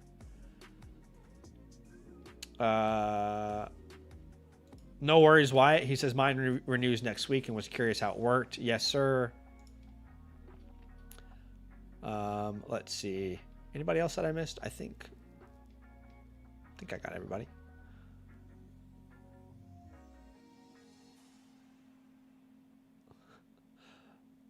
How about them semantics though? Yes. Just keep using semantics in the flock league like this. That will be hilarious. Very niche comedy there. Anyway, Dan, appreciate you big time, my friend. You can submit that other playbook whenever you like. But I'm going to go ahead and mark this one as completed. And I appreciate you for letting me look at it. I think we did just have a Trey question come through. So let me jump into that. This is from Zom. What's up, Zom? He would be sending away Bowers for Warren and the 104. It is a tight end premium. What league is this, Zom? Is this our league that we're in? League I'm in with you? Out of curiosity. Yeah, interesting. Interesting one.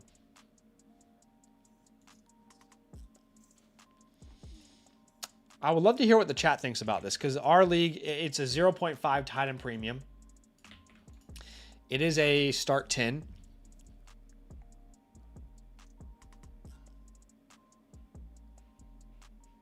Yeah.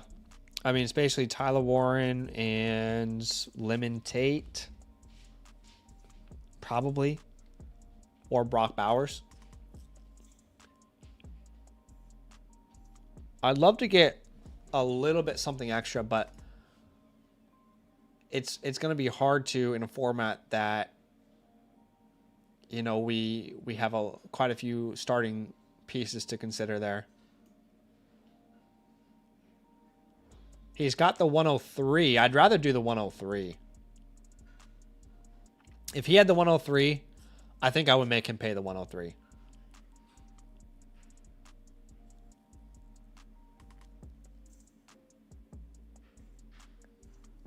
I think I would make him pay the 103. I mean, if he's in a league with, I don't know who this is that you're trading with. Doesn't matter. But if he's in a league with us, then he knows that the 104 and the 103 are in the same tier for me. And if he's not willing to do that, could you get a Matthew Golden thrown on? Can you... Yeah, I mean, that might be the alternative there. If he's not willing to do that, then get a Matthew Golden. Even Jaden Higgins would be even better. But if not Jaden Higgins and Matthew Golden, I think it's a relatively fair deal. But I need the 103, or I need some small little add-on to get the job done. Yeah, it's close. I think in a start 9, I'm probably saying no. In a start 10, I'm more open to it. Okay, we do have another pro pass that just came through. That is from Shane. Shout out to Shane. Shane, let me know if you're in the chat, my friend. So just so you guys know, the reason I'm going to Shane first here is because he bought our pro pass tier. Which basically means that he's going to double his playbooks, but he also gets the perks of the priority pass tier. So he gets both of those perks, and anytime you do, you get to jump the queue, and obviously you get to double them playbooks. So I'll make sure and give you right here, right now, Shane, your free team review voucher. But you'll notice on that screen I just showed you with the pro pass, you can't turn that voucher that you just got into another pro pass, but you can upgrade to a priority pass, or obviously use it as a live team playbook. I appreciate you big time, Shane. Thanks for supporting the show and let me have a look at the team. Okay, so Shane is in a Superflex start 10. That's all we've had today, isn't it? We've had a lot of these start 10 lineups, which makes sense. I know that's the most popular format. And he is in the building. You love to see it.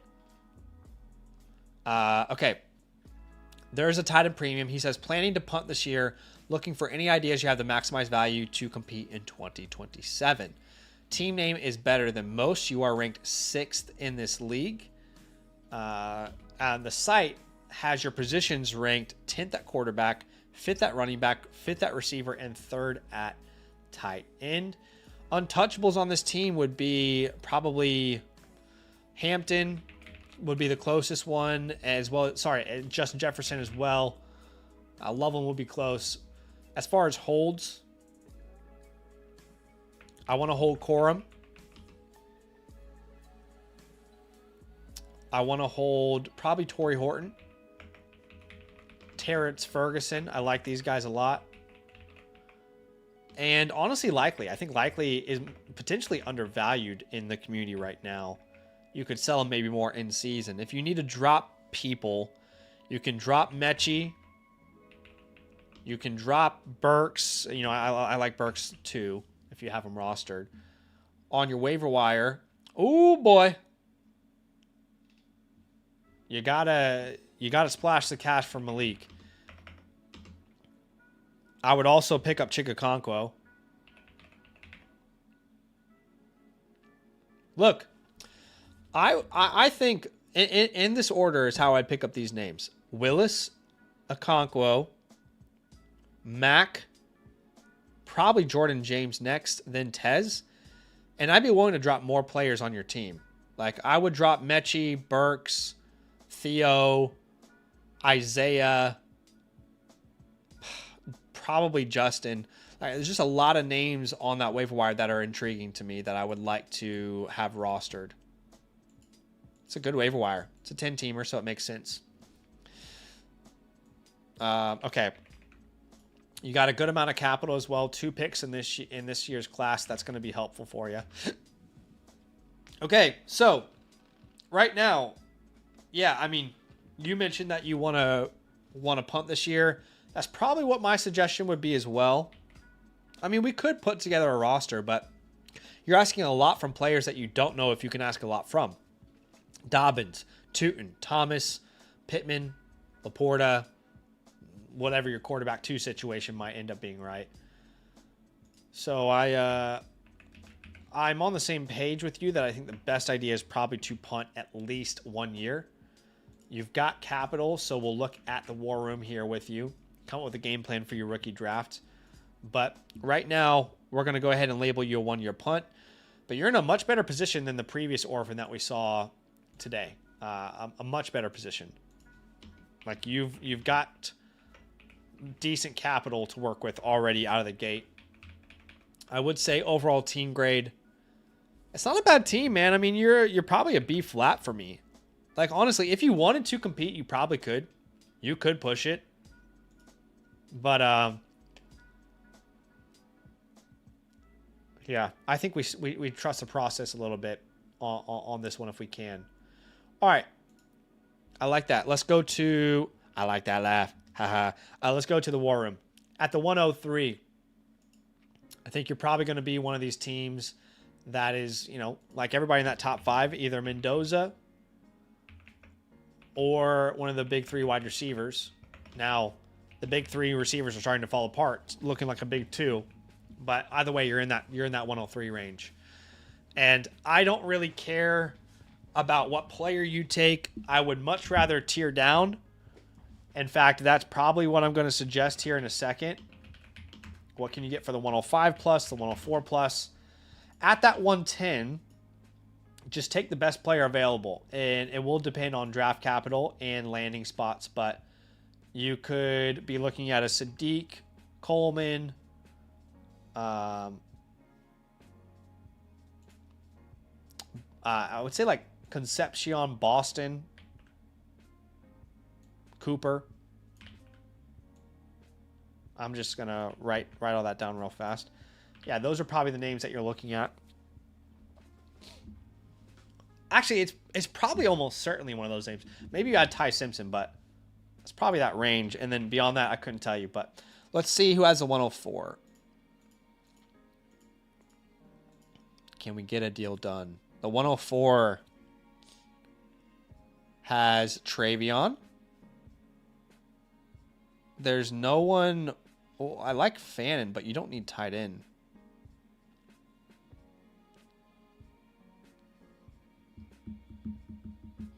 Travion's the only piece outside of like a future pick. I'd love to turn Tootin into Travion.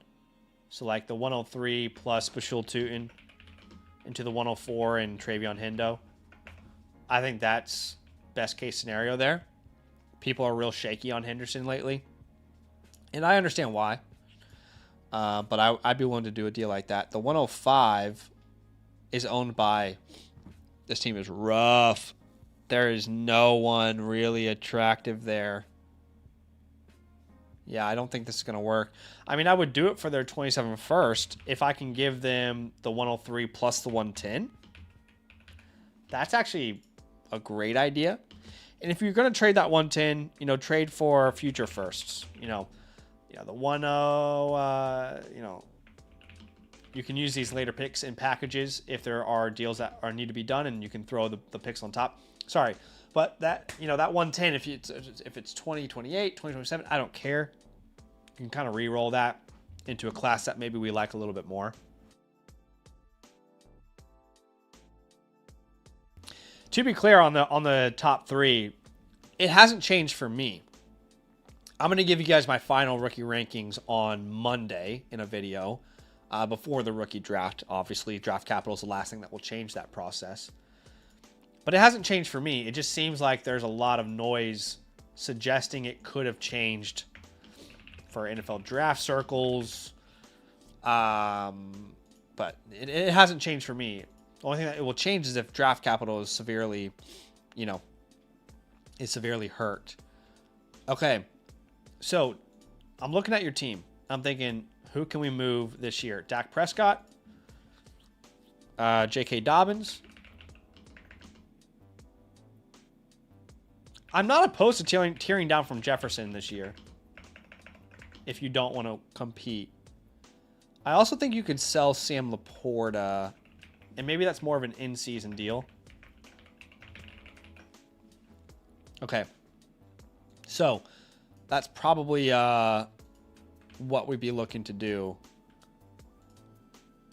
Okay, so let's start with a Jefferson tear down. If we tear down from Jefferson, let's look at our options.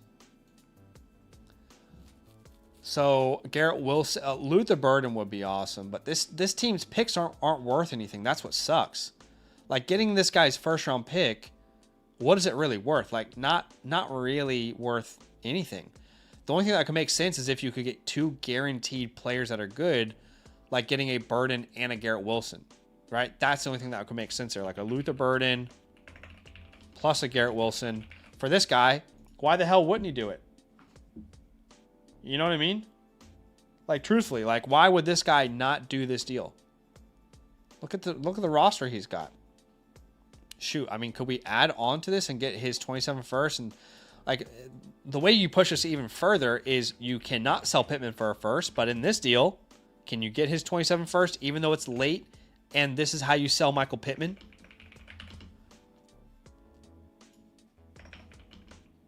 I forgot that you even had Pittman on your roster, to be honest. So does that make sense? I mean, it's not the perfect partner, just because you don't want picks from a team that are just, that's just such a good team. It's just not going to be a good pick. Marvin. Oh, that guy is a 101. Firstly, if you can sell Jefferson for the 101, in your scenario, it makes sense. You're kind of resetting that clock on a pillar, untouchable. But I wouldn't be opposed to a Marvin Harrison 27 first. Maybe you do a Dart Dak swap. Maybe that's how you sell Dak, right? Actually, that's kind of hot. I'm not going to lie. I'm a little hot and bothered by that one. I also love the Pittman deal now that I'm looking at it. Shane's here, says Jefferson and Laporta. As in like a package deal. Is that what you're saying? Yeah, you could do Laporta. But there's a tight end premium, so I feel like Laporta is worth more than what you'd sell there. I feel like he's worth more than that. Burden Wilson. That and maybe if you were to do this, this is how you turn Dak into Purdy. So it would be a big boy, but you'd send him Dak Prescott as well and get Purdy back. Just to kind of, again, reset the clock a little bit. Maybe you get an additional second on top. That's not a perfect deal, I'm going to be honest with you, to try and even out the values in my mind. But, okay. Let's keep looking. Egbuka would be great. So it would be Egbuka. I don't think you get more than like Egbuka in a first, to be honest. Like, let me know if you guys in the chat think I'm crazy, but I don't think you're going to net more from Jefferson right now than Egbuka in a first. Yeah, that's a good team too. So it's going to be a late first. That might not be worth it, to be honest. You might not want to pursue that deal in particular. Ladd, the 106 and a 27 first.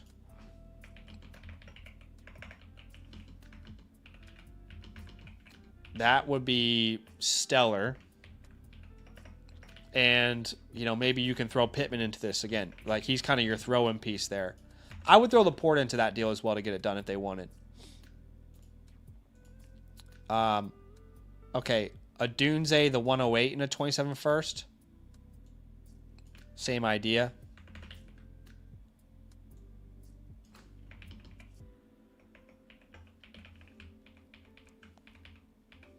Right, same type of idea there. Probably wouldn't need to include Pittman in this one. Not going to do it for Worthy or Adams. Not going to do it for Zay. Would I? Probably not. It would have to be like Zay 105 and a 27 first. And I don't think they would do that, but in case they would, that first is going to be valuable. I think Jefferson's the key to your rebuild. Your one-year punt, as it were. For Dak, you're really just looking for, you know, a mid-27 first. A team that's looking to compete, might make the playoffs, probably not the favorite. That's really what you're looking for. So any team that's eligible, hey, he's available for a first. That's the way I would do it. Or package him in these deals like I've already done with Jefferson. For Dobbins, in season, you'd ideally like an early second. Obviously, if you can get a first, you get it, but I don't think that's possible. Laporta, it probably is possible. Because, I think it's possible because it's a tight end premium. I would say with Pittman, can you get multiple seconds? Maybe. It's worth trying.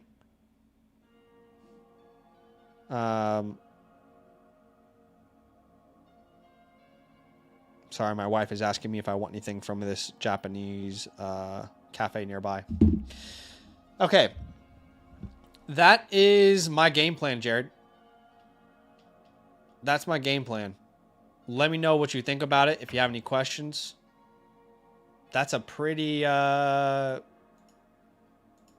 in-depth breakdown, I would say. But I want to make sure that you feel comfortable, you feel great, you feel like you got a great review from me. I never want someone to walk away from these reviews and feel like, oh, Zach didn't give it his all, or, you know. The reality is, like, some reviews are simpler than others, right? And that's just, people are going to feel that way.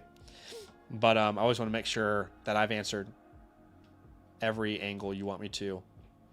Who had Travis Hunter? You mentioned Travis Hunter.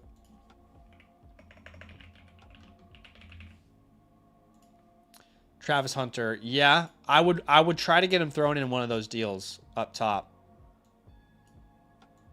So, for example, this deal, add Travis Hunter into it. Maybe you can just add Travis Hunter into it. If you have to throw something back, what did you have? You had like the 203. Yeah, I'd add the 203 in there to get that done.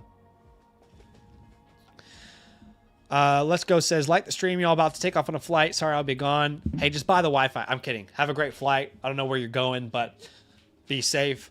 Shane says, love it. Only thought I had was Jefferson plus Laporta for Purdy, Rice, and a 27 first. I would do that. I just think you might be asking a little too much in that deal, but 100%, if that's possible, let's put it on there.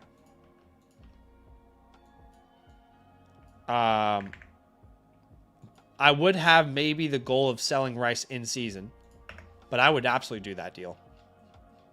100%. 100% I would be willing to do that. Absolutely. I love that. That's the right mindset there. Why? You know what, though? At this point of the cycle of humanity, I feel like Wi-Fi should be standard. You know what I mean? Like, it should be a standard in the air. I don't know. Just my opinion. Anyway, Dan, I appreciate you, my dude. Like I said, your voucher from the Pro Pass can be turned into a priority pass later on. Can't be turned into another Pro Pass, though. All right. Let me make sure there are no priority passes or Pro Passes left. I think we've got our standard team playbooks left. Live team playbooks. Okay, we do. So let's go ahead and start at the top here with Hath. What's happened in Hath? This is, team name is the Dharma Initiative. And you are currently ranked first in this league. And you are in a Superflex Start 10. There is a premium in this league for tight ends of 0.5. So we'll keep that in mind. The site has you ranked second at quarterbacks, third at running backs, first at wide receivers, and third at tight ends. I'm expecting to see a good team here. And it is looking like a good team. No picks in 2026, which you mentioned there on the back end, but that's fine. This is a great team, man. This is a great team.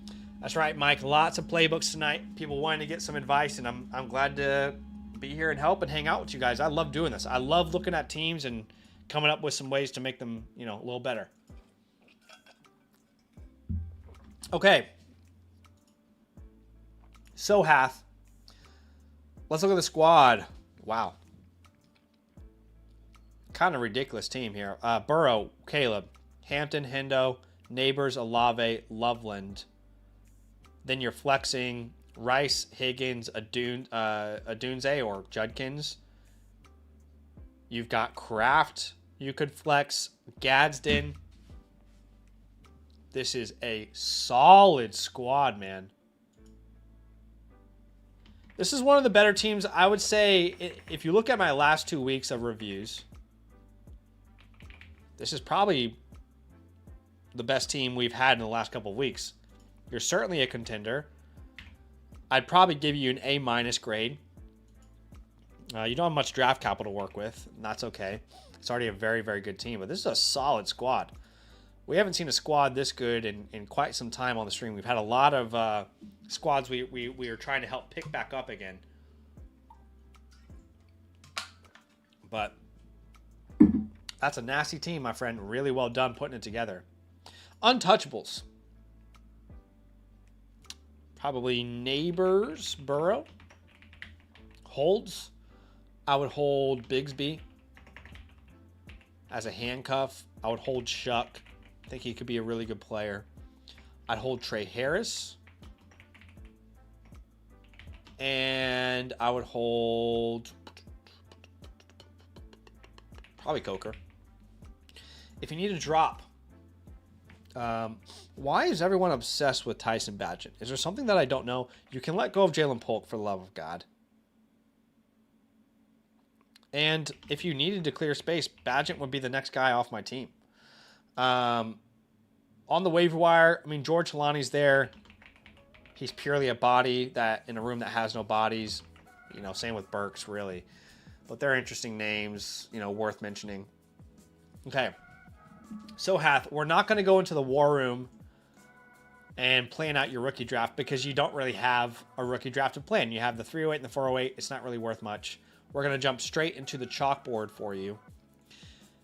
And what I would like to do is I would like to use Daniel Jones. I would like to use Oronde Gadsden.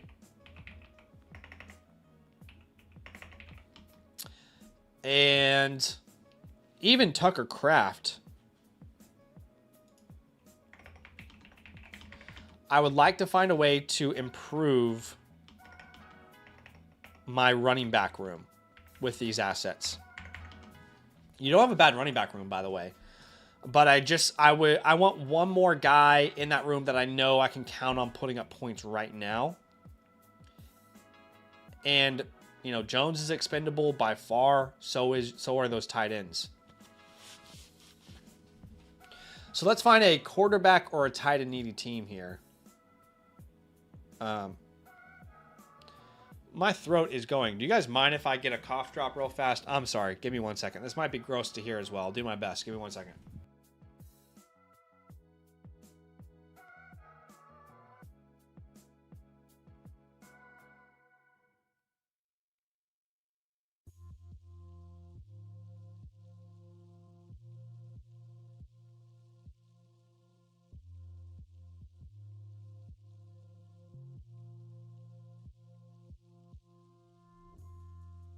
Okay, we're back. I apologize. If this sounds too gross, let me know. Okay. I've got a cough drop in. Okay. This guy definitely needs a quarterback too. He's got Ken Walker. Maybe we could... Look, I want to hold Shuck, but maybe we could send him Shuck. I'm thinking Shuck and Kraft. I know he has Bowers, but it's just... That's probably enough to get the job done. So I would do Shuck plus Tucker Kraft. And I want Ken Walker. I love that for your team. And you can afford to make a move like that. Okay. Greg. Doesn't need really a quarterback or a tight end. I mean, yeah, no. Your leverage points aren't there. Could use a quarterback too at upper deckers. Can you get Javonte Williams? I do that same deal. Probably not that same exact deal for Javonte. What I would do instead here is actually use Daniel Jones and Tucker Kraft. That would make more sense value-wise. Now, look, he doesn't need a tight end. But, again, he could probably either move McBride after that or it gives him flexibility. Let's keep looking. The team that has Elijah Arroyo also has Kyron Williams. So a Kraft for Kyron straight up is not that far off. I don't think so. I think that would be great for you. I'm just thinking like if he needs something to kind of push it over the top. You know, can you add a Trey Harris if you need to? But I think that should be enough to do it. Okay, let's keep looking. Terrence Ferguson. We've got Chase Brown. Perfect. I was hoping Chase Brown would be on an eligible team. They have no quarterback 3 here. So this is, again, like Kraft and Jones for Chase Brown. Oh, that would be awesome for your team. That would be so good. We've got Dart and Ward. Unfortunately, this guy has needs at areas you can't really help at. Or you can, but we don't want to. I don't like Tootin enough to commit to that. And Scatterboo is risky. I would do like a Gadsden for Cam Scatterboo in this situation. I think that's worth the risk there. And obviously, to make this easy, like you can consolidate like Tucker Kraft. It's tight end premium, yeah. So, you know, any future first for Tucker Kraft, I'd be willing to do. If you can sell Daniel Jones, I'd want to do like a tier up for Daniel Jones. So like a Jones plus a Dunes, hypothetically. You know, can you get to Drake London is probably asking too much, but like a Chris Olave, hypothetically. Yeah, you're probably not getting Drake London. Oh, you already have Olave and Rice. Those were the 2 guys I was going to mention. Is there any other receiver that you could tier up to there? I mean, I would do that for like a McMillan, Tetaroa.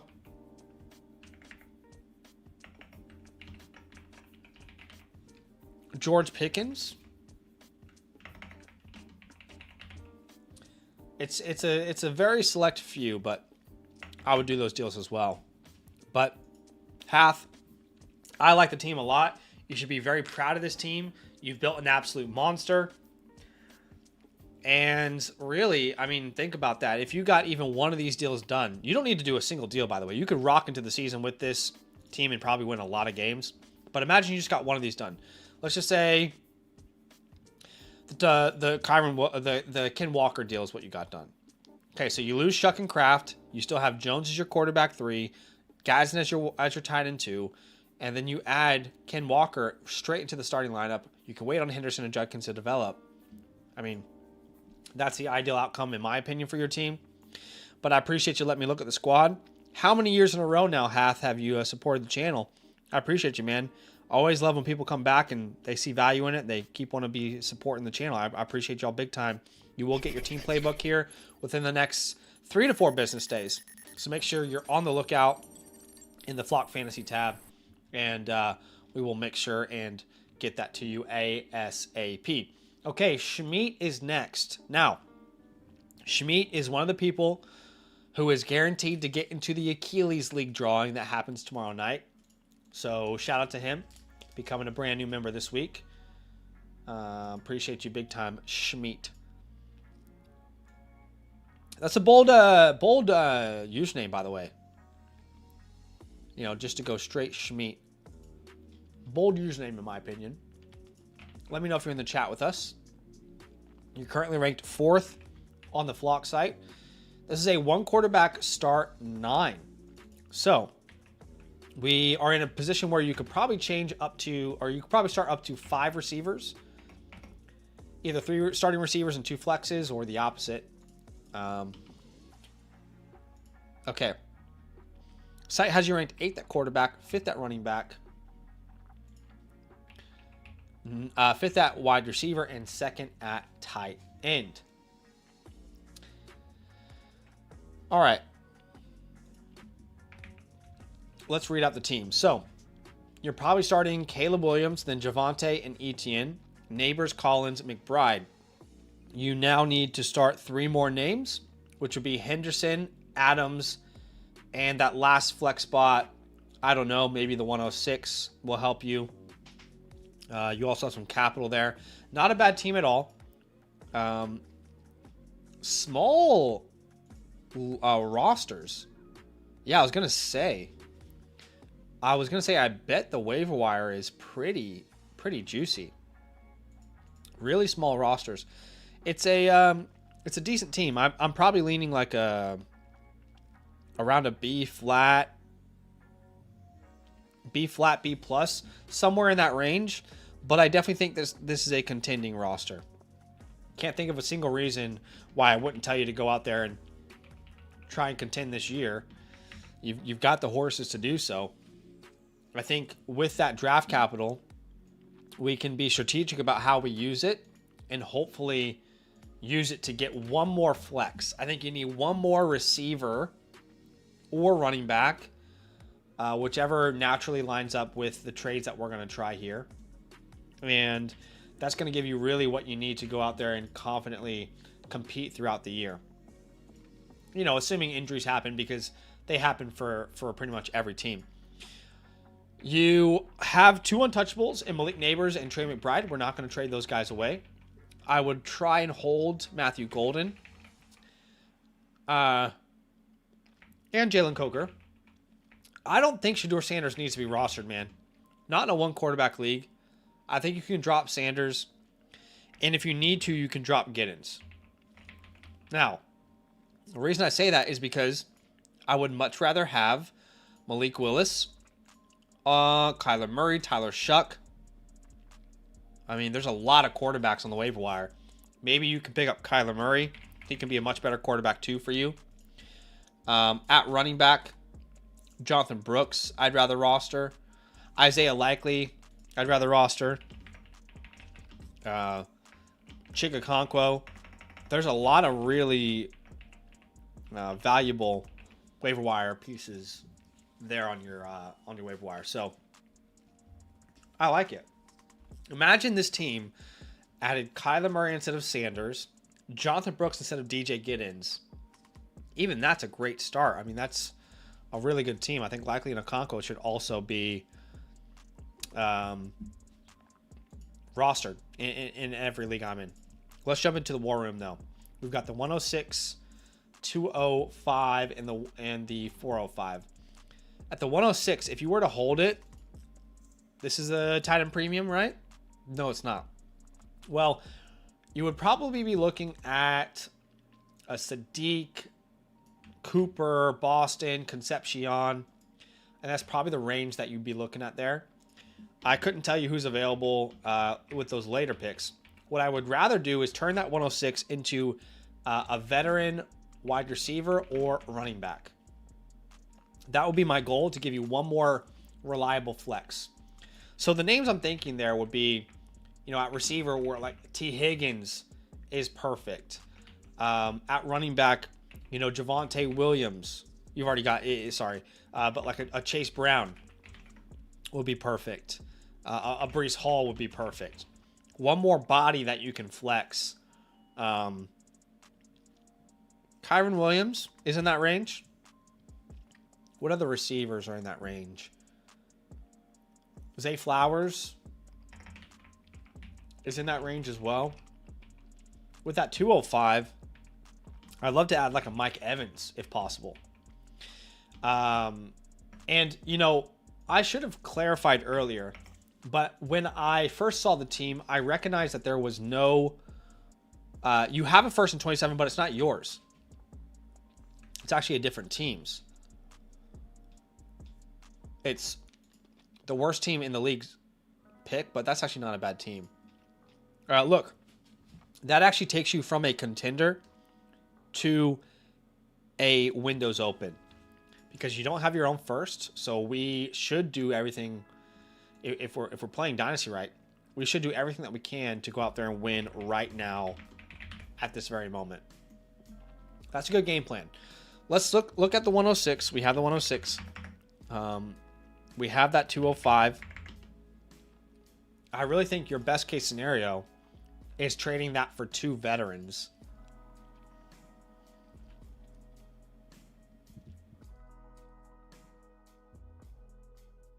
And when I say veterans, I don't mean like has to be someone really old, but guys who are already in the league. I don't want to tear down from McBride or Neighbors. I'm just making sure there's no other moves I would rather make. And truthfully, there really isn't a lot of moves that I would make. Again, that 105, 106, 205 is where I would make the most of my moves. And let me just look at the flock site and see. Okay, we just had a trade go through the Atlas League. Sorry.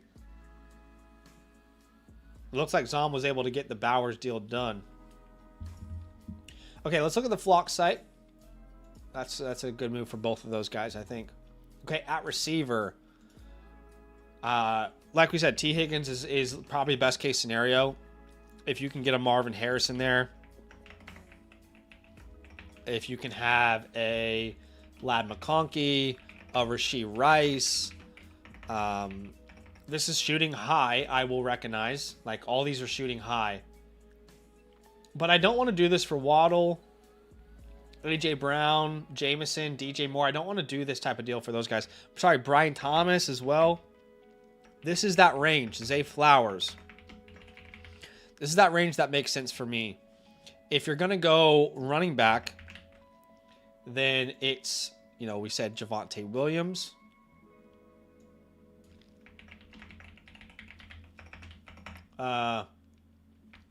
Would I do Saquon? I don't know. I would do Christian McCaffrey.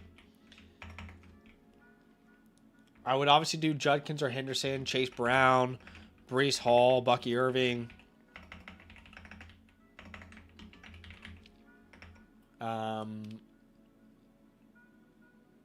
Wouldn't do Scottaboo, Jacobs, or Tootin. Yeah, that's really your range. At the 205, a Mike Evans is perfect. A David Montgomery, I'd rather use the 105 or the 205 in trades if it's not Mike Evans. Like, you're not going to get Derrick Henry that cheap. He's the only other guy that makes sense. You really need to win right now. So, yeah. What's the most realistic of these names? Let's be honest. If you add Mike Evans, the most realistic name is probably Zay Flowers here.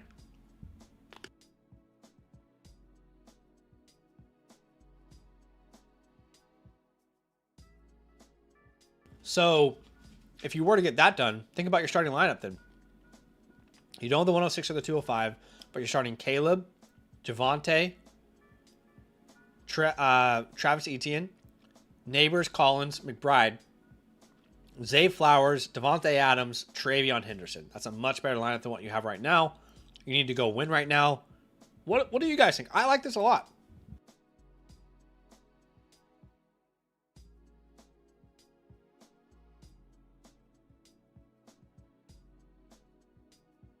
I think that puts you in a really good position, man. Those are really your two main pressure points of the offseason. That 106 and 205. I'm not selling Adams. I need to win right now. I'm not selling Nico, Neighbors. I mean, you could move from Travion to someone that you trust more, but I think he's going to break out in year 2. So, yeah, I'm happy with pretty much any of these deals. Doesn't have to be 2 receivers, by the way. It can be, you know, Evans and Brown is also just as good. We're just trying to give you a little bit more flexibility there with that last flex spot. But Schmeat, I appreciate you, dude. As you heard at the beginning of that review, you are going to get your team playbook here within 3 to 4 business days. I appreciate you big time, showing some love, becoming a member. Yeah, I appreciate you, man. Thanks for being a part of the community. Make sure if you're a new member, you sync your Discord, so you got all the Discord exclusives. You know when new leagues launch on landleagues.com. All that jazz, okay? All right. Our next review of the day is going to be Slick Sa Wick. What is up, Slick Sa Wick? Welcome in, my friend. Your team name is Show Me Your TDs, which is an absolute classic. I think we see that in about 80% of redraft leagues, actually, which is funny. It's a Superflex 10-team start 9. That is a small starting lineup. We are definitely going to consider that as we make some moves. I checked the back end. It is a start 9. That's a small Superflex league, man. He says, adopted this team last year and got T-Mac and Dart, getting love with the 101, top 3 wide receiver with the 106 guaranteed, and then should be able to get Price and Stowers with the 110 to a 1. Debating on trying to trade away Smith, or should I just keep? Everyone wants to keep the 27 first. That's most leagues, honestly. Most leagues, you know, more than any other year I can remember, everybody is just so precious with their 27 first. I get it. That's why I released this video on the channel. Trade your 27 first only for these players. It was a list. There's about 40 players I'd be willing to trade a 27 first for. But you really need to be a contender. Obviously to trade your 27 first. Okay. So, show me them TDs. Let's have a look. You are currently ranked on this in your league 8th, my friend. So you are a little bit down there on the power rankings. At quarterback, the site has you ranked 8th out of 10, 10th out of 10 at running back, 9th out of 10 at receivers, and 9 out of 10 at tight ends. So the site does not like your team all that much right now. Man, you don't have your own 27 first. What happened to your own 27 first, man? That's unfortunate, because without your own first, there really is no reason not to try and win right now. I mean, you really got to win. This must be you in the chat. Let me know it. Let me know if I'm reviewing your squad, my friend. Let me know if this is you. But yeah, without your own first, I think we got to do everything we can to compete right now. I'm not sure that building a really young team. Yeah. I don't know. I mean, there's 2 different schools of thought. To me, without your own first, you're only helping someone else get better in your league, not yourself, if you're not contending. You know? The other school of thought is you can still build a young team and, you know, just keep going throughout the years. I think that's a longer path to actually being competitive. And people know this if they watch the channel, but my goal is to win a championship, man. That's the goal I have for every single team in my leagues and every single team I look here online. So I got to be honest. It's weird because, like, I'm going to give you a B+ on your draft capital. I actually love that you have the 101, but you've kind of put yourself in a corner here without having your own first. And I got to be a little harsh with the team grade. I think this is probably a C+. I don't know. I don't want to be too generous or too harsh, but maybe C feels right. C as a team. Unfortunately, we've got to try and win right now. He's here. He says, I got manipulated into trading mine away when I first started Dynasty. Okay, so you traded away when you first began.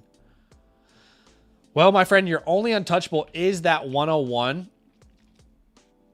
That is your only untouchable. Your holds would be...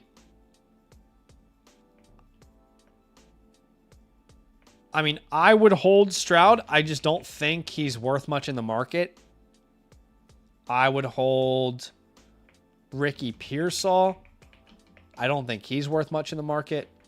As far as drops, you have plenty of guys that you could drop here. You know, Jalen Lane can be dropped. DJ Giddens can be dropped. But, of course, you don't need to.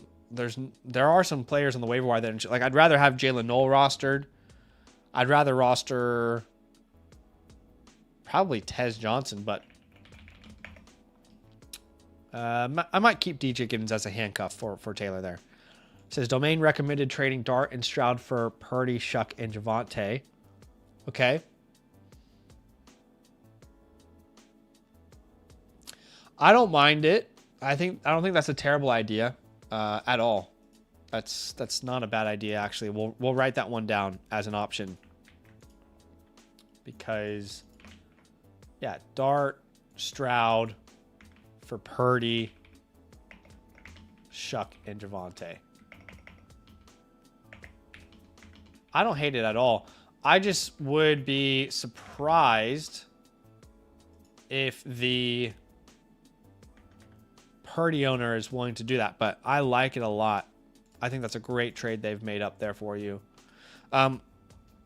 Let's jump into the war room here. At the 101, you need to draft Jeremiah Love.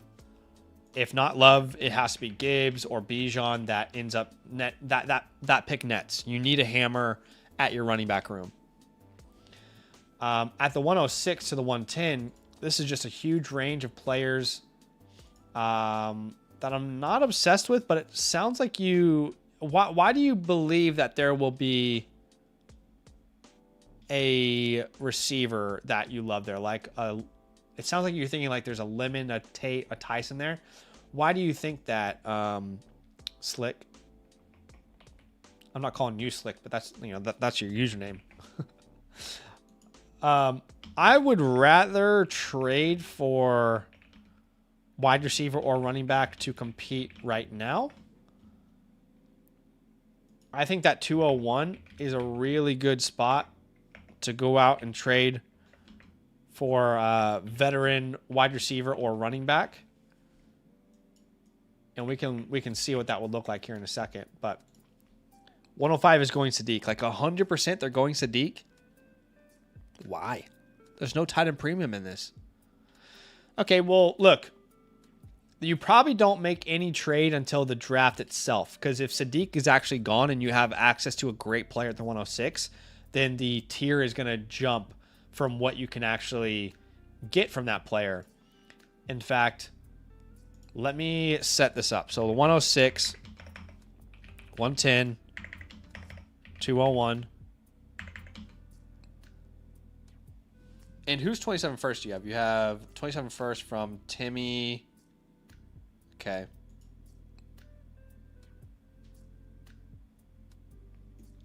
Okay.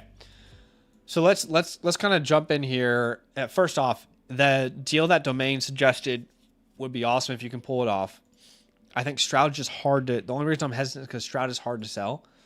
But if you're telling me the 106 is actually 105 value, then, you know, it's funny, like the team that we just reviewed, all of those players would be realistic for you. So let me pull them all up again. You could very easily net all of these players.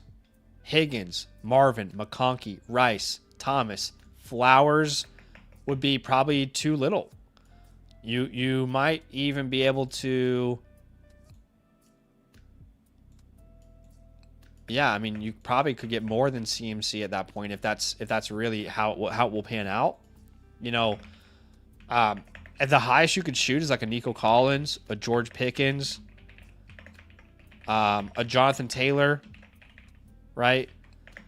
Ideally, what you want to accomplish, my friend, with the 106, the 110, and the 201 is kind of filling those flex spots. So if we were able to, let's just say, get, Jonathan Taylor for the 106 in this scenario, then you've got, if you don't make the other trade, Dart, Jeremiah Love, Jonathan Taylor, T-Mac, Smith, Chig, and then you only need to start 2 more names. That's when we take the 110 and the 201 and see what we can get. Like we say, Mike Evans. Can you get a Mike Evans for the 201? Can you get a Devontae Adams for the 201? Is Derrick Henry possible? Who is the veteran that's on the block in your league? Not doing it for Montgomery. Not doing it for Chris Godwin. Obviously, Josh Jacobs is probably going to be more expensive. The same with A.J. Brown. DJ Moore, maybe he's probably going to be more expensive than that. Those are the names that would make sense. Then at the 110, this is DJ Moore range. This is maybe Jalen Waddle range. I love those 2 names at that price point for you in particular. It is also Josh Jacobs range. Travis Etienne. Sorry, Achane. Whatever. My bad.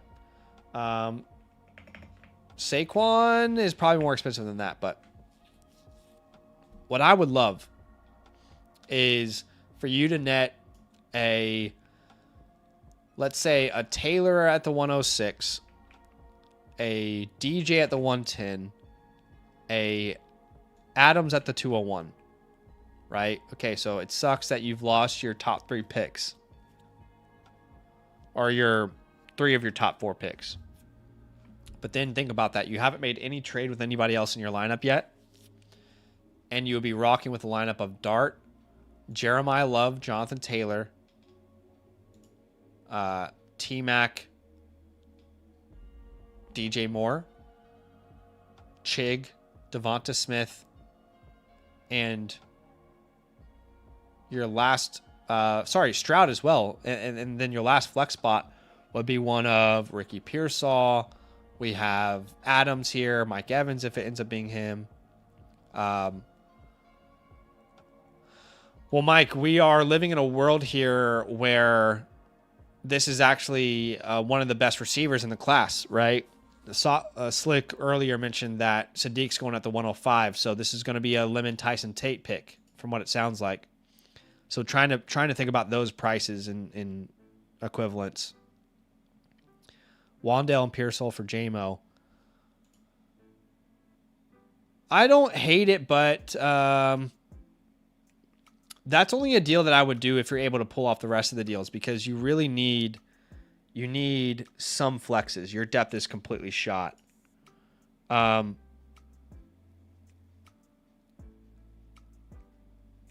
of that, you could also use that 209. Like Godwin comes to mind. Dobbins comes to mind. Monty, Algier. Those are good options as well. Honestly, I'd rather get like Derrick Henry for the 201 or one of these running backs like Jacobs, Etienne, Saquon instead of DJ Moore. Like Jacobs is probably a better fit for you because you really have nothing at running back right now. But I like I can't say I like the team, but I like the direction that we can take things. What you can do next is if you make these moves and you put yourself in a good place to compete, that 27 first in season you can be flexible with, right? You can go ahead and if you're really close to contending, move that 27 first for another running back, wide receiver. It's hard to acquire 27 first, but that also makes them very easy to sell if you're trying to win right now. You can actually get really quality players. So yeah, that'd be my plan. Let me know if you have any questions, my friend. Slick, if there's anything I didn't answer well enough, or you know, anything that you wanted to run by me, I'd be happy to answer that here on stream. Make sure that you feel great about the review that I've given you. But you're in a tough spot. I'm not gonna lie to you. You're in a tough spot. There's no way around that. That's just the truth. Not gonna sugarcoat it. But there is a way out. You have enough assets to get out. The last resort would be trading the 101, but you would need an absolute haul, Slick. I mean, you would need, 4 first-round values, and maybe that ends up being 2 starters. That's Jonathan Taylor and Emeka Egbuka, or even that might not be worth it. But that's like break glass scenario where you have to compete this year and you do something like that. But ideally, you add a hammer like Love. Of course, Slick, I appreciate you, man. Thanks for letting me look at the squad. Okay, next on the docket, we have Try Me Bro. Try me, brother. I triple dog dare you to try me. 4-Pete is the team name. Okay, I'm expecting a good team here. Try me. It's a 1 quarterback, 12 team start 8. So this, just like the team we looked at with Slick, is a smaller starting lineup. That is our meat and potatoes lineup. And you are currently ranked 2nd in the flock rankings. And the flock rankings have quarterbacks at 12. Oh, running backs at 5, wide receivers at 3, and tight ends at 8. Slick says, does not having my own first really change the trajectory that much, even though I have another first? It changes your trajectory because if you showed me that team, Slick, and you did have your 27 first, I would not have told you to aggressively compete and make all the moves that we suggested. Does that make sense? Like, it doesn't change. All it changes is how you have to operate right now as a team. Like, if I saw that team and it had its 27 first, I would have had a very different review. I would not have told you to go out and buy all those veterans and make those moves. I would have approached it differently. But you don't have that luxury. You don't have that luxury to operate that way. You got to win. Whole point is to win, not, if I told you, oh, it's fine, just keep punting. Well, you're just going to donate your buy-in for the next 2 years. All right, try me, bro. He says 1 quarterback, half PPR, no tight end premium. I won 4 years in a row, decided to change it up, sold Josh Allen plus McConkey. Josh Allen 4, McConkey, Javonte, and a second. Sold CD and Adams for Wilson, the 108 and a 27 first. What are your thoughts and changes you think I should make? This is a league where tanking isn't max points for. So that means tanking. Oh, that's tricky, dude. When you don't regulate tanking like that, people are going to have plenty of lineups where they don't put their best players in. They're not going to add players off the waiver wire. They're going to purposely lose or play the wrong guy. So that's a tricky road to go down. But nothing I can do about it, right? I appreciate the context of the team. Okay, so man, let's look at the lineup. We're starting right now Malik Willis, but we have Javonte and Chase Brown.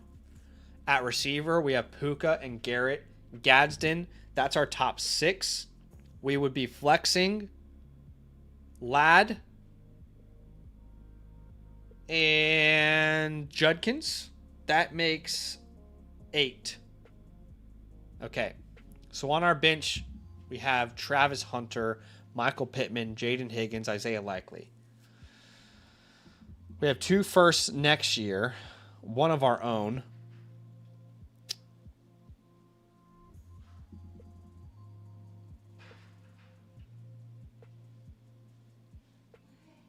I'm not sure how I feel. I think I do like the trades you made. In a 1 quarterback, McConkey, Javonte, a second. I don't think I mind that. The second is just not that impactful. CD Adams for Wilson, the 108. I do like the CD Adams trade, personally. What's up, Antler Ice? In the building. Hope everything's going well with you and your awesome wife. Hopefully we'll see you guys again in August. It's crazy how quickly everything is happening. How quickly it's all approaching. Okay. So, untouchables on this team. Puka Nacua. And by the way, I still use your cup today. I actually take your cup to the movie theater because I like to keep my drinks cold. So every time I go to the movie theater, I take your cup because it keeps everything cold. But I mean, that's what it's designed for, right? Just know it's being repped here in Australia. Okay. I think you got to contend with this, man, with this roster. I think you need to contend. Overall team grade, I'd probably give you I think I'm happy to say like a B+ for this one. It's a strong team. You're definitely a contender at this point. I mean, you're on a 4-peat. Why not try and make it a 5-peat? You know what I'm saying? Your only untouchable though is Puka Nacua. You've traded away a couple untouchables, a couple hammers, which are very valuable in a small league like this. I would hold Tank Bigsby. I would hold Travis Hunter, Jaden Higgins. These are all names that I like. I think there's more potentially for them in their career. I'd hold Isaiah Likely. If you need to drop anybody, I would drop starting with Najee Harris if you need to clear space. Keandre Lambert Smith to clear space. Hate to say it, but if it came to it, I might consider dropping Tyreek on your waiver wire. I'd rather have Keenan Allen than Tyreek Hill. Is that crazy to say? They're both free agents. Maybe that's crazy. I don't know. But what kind of capital we have again? We have the 108, the 308. So not a ton to work with, but I would love to get you a quarterback upgrade with that 108. And then I might use a 27 first to upgrade as well. I don't know how heavily you want to invest in the next drafts versus trying to contend right now. I think if you're on a 4-peat, I'd rather just focus on trying to make it a 5-peat personally. So that's probably the direction I'm going to take it. Look, if you were to stick and pick in this draft at the 108 in a one quarterback league, it's very unlikely that you're going to get a true impact, difference-making type of player. It's probably going to be one of the Cooper, Boston, Concepcions. They can help your roster. I'd rather use that 108 differently. Beyond that pick, I couldn't really tell you what the best player available is going to be, but in my rankings it will. What I'd rather do is use in quarterback package to upgrade position. If we don't do that, I wouldn't mind, adding a veteran wide receiver or running back. These deals down here you can use in packages to tier up, or if it kind of gets the job done. Let's say you're close to doing a deal and someone's like, well, I want your 3rd round pick.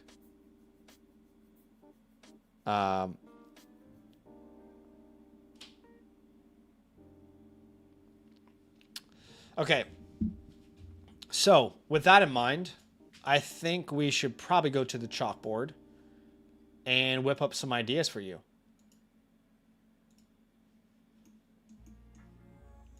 Well, let me just make sure I'm not missing anything. Yeah. Okay, so ideally what we want to do here, Try Me, is tack on Malik Willis to that 108 and see what it can kind of net us in return. So who has a excess of quarterbacks? The Lamar Jackson guy does. Lamar Jackson's probably a little bit ambitious, but I'd be willing to try it. Wait, Let Go says I'm back. Didn't you get on a plane? Didn't you say you were getting on a plane? That couldn't have been more than Yeah, you said, I'm about to take up on a flight. I'll be gone for a while. Have I been streaming all the way through your flight? Chicago to Indianapolis. Wow. There you go. Well, the people want their reviews tonight. They want their playbooks tonight, and I will oblige. I will happily oblige. Okay. Okay, so this could work. This guy does not have a good running back room. You know, he could totally use that 108 to upgrade at a different position. And he's got Bo Nix. He has an excess of quarterbacks in a league that, you know, you don't really need an excess of quarterbacks at. I don't mind Jalen Hurts, but I think you could probably actually net something back in return as well. Yeah,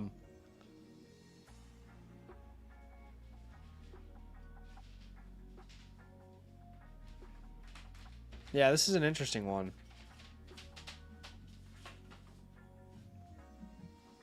So let's keep looking. Let's keep looking. I don't think Jalen Hurts is going to work. I don't think he's a good fit for you. Could you turn Garrett Wilson into a Monra there? If you sent Garrett Wilson back? I don't know. It's an idea. It might be asking a little too much. But that's okay, honestly, if it doesn't work out. Okay, let's keep going. Let's keep going. Herbert Shuck, I don't see that as a significant enough upgrade. The Josh Allen guy, you just traded Josh Allen away. Purdy? I wouldn't mind a Purdy if we could get a upgrade somewhere. Like a Gadsden to a Warren.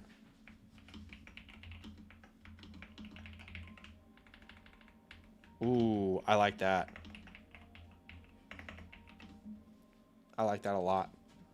That could work. That could be a kill two birds with one stone scenario. Jackson Dart.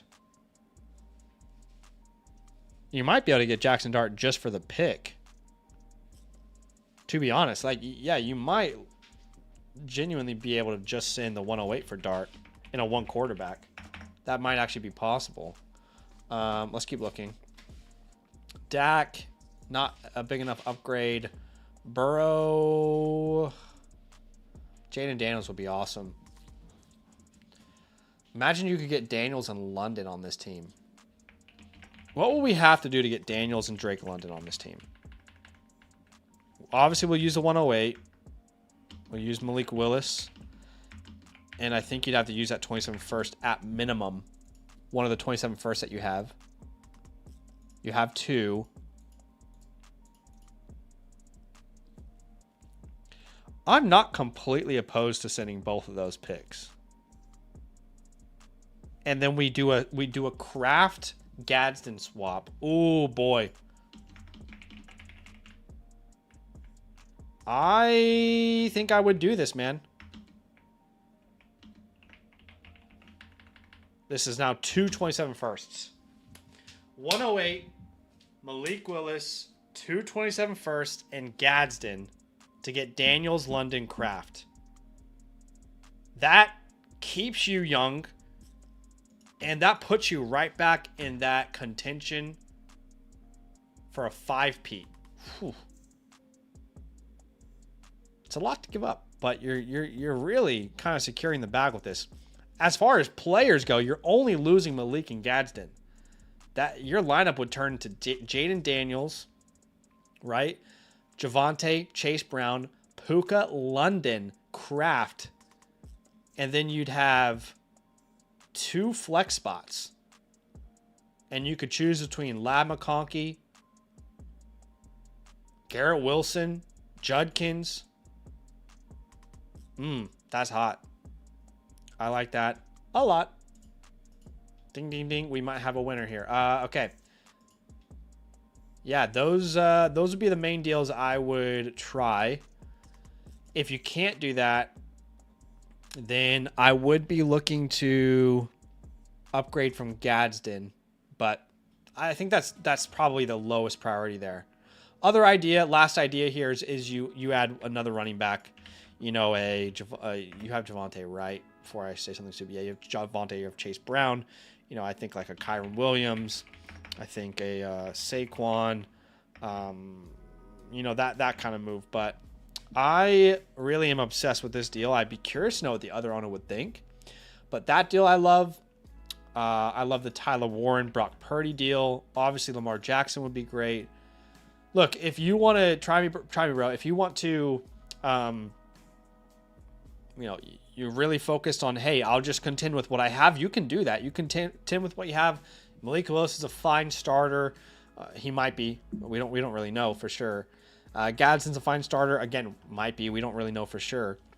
So you can kind of see what you got and see what those 27 first round picks are for. But I think you're a guy who wants to win. And I want to win as well. And that's kind of what I was trying to accomplish there. So I appreciate you, my dude. You will get your team playbook, like we say, in the next 3 to 4 business days. So definitely stay tuned to the reviews tab on the Flock Fantasy site. We will make sure and hook you up. Make sure that you've got your team playbook. We did get a trade question that just came through here. And I believe this is from... Oh, sorry, this is 733. Okay, this is from Zom. Okay. Zom, is this the same league that we are in? Are you doing another trade in our league?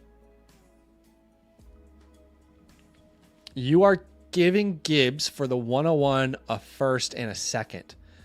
I got to be honest with you, Zom. I don't think you can afford not to do this trade. The way that the startup auction went for you...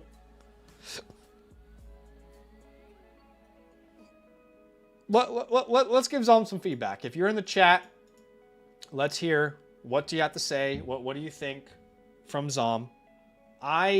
His team does not have a lot of players he can compete with. It's a start 10, and you know I feel like you almost have to make this move. The 101 and a first. Let me ask you this: in a startup draft, would you move from the 106 to the 112? For a 27 first round pick? Because that is essentially, I mean, let's look at the real draft ADP. Let's look real draft ADP. Gibbs is at a consensus 104. Okay. The 101 is consensus 201. Would you guys trade back from the 104 to the 112, 201 for a 27 first round pick? I think you would. I would. That's essentially what you're doing here. He has Tua as his quarterback one. The auction didn't go great for quarterbacks. He's got no running backs of no outside of Gibbs. He's got JSN, Warren. Do you have multiple 27 first yet? I don't know. I think you have to accept this if it's on the table, man. I think you got to. A lot of feedback here in the chat. Mike says 1 year punt, slamming this. David says he would do it. The first round pick is going to be from a good team. Yeah, I was going to say it's probably from a good team.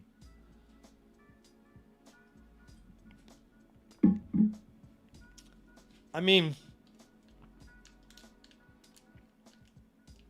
yeah. I was going to say like maybe you try and get another first, but I don't think that's possible. I think you have to take the trade. Now, this comes down to what you believe about Jeremiah Love. Do you believe he's an elite prospect? If you do, then there should be no problems making that trade. If you don't, different story. But purely from a value perspective, if you were to say, Zach, do you think this is fair value? I think it's fair value. Even from a contending first.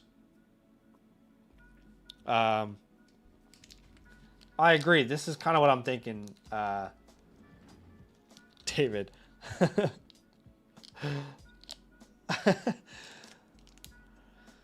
Where's Chad Reuter at when you need him? Okay, we've got 2 more playbooks for tonight. Of course, you guys can submit playbooks whenever you like, whenever you please. Let's go to Zach here, who is from an FFPC league, which is awesome. This is a Dynasty 1 quarterback 12 team start 7. Is it really a start 7? Let me double check on the back end. That is a small starting lineup. No, it looks like it's actually a Superflex start 8. Let me take a screenshot of this and quickly send it to the devs. 1 second.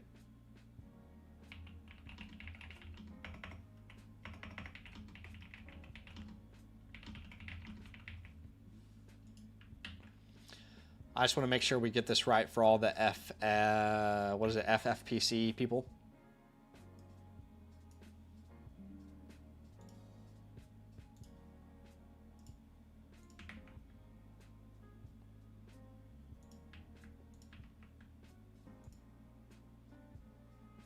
Okay, sorry gang, 1 second. This is going to be worth it for everybody in the long run.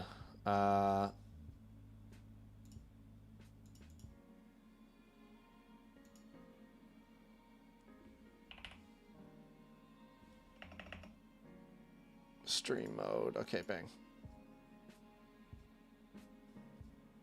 Okay, so it is actually a Superflex start 8 is what we're actually looking at. Superflex start 8. I'm glad I checked behind the scenes. But still, that is truly like the smallest possible lineup you can have in a Superflex league. It doesn't get smaller than start 8.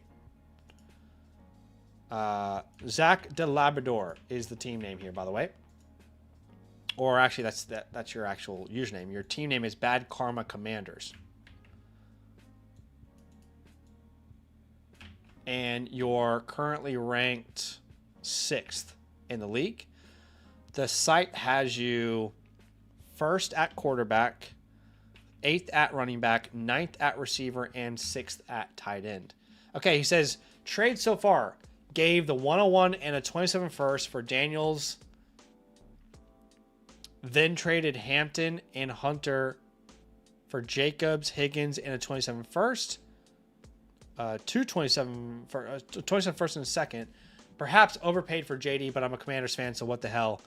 Do I trade my 26 first to compete this year or draft for a 27 run? Okay. Yeah, I mean, let's get... Let's be honest. You did overpay for Jaden Daniels, and I say that as someone who is absolutely obsessed with him, right? I love Jaden Daniels. I'm a Commanders fan just like you, but it is an overpay for Jaden. We can very clearly see that 7 real drafts, actually 8, the auction draft we did on Monday, but based off 7 real draft ADP this year, you will see the 101 and Jaden Daniels are basically interchangeable. So to pay a 27 first on top, and especially in a small league where quarterbacks are easy to come by, sorry, a small starting lineup is what I meant to say.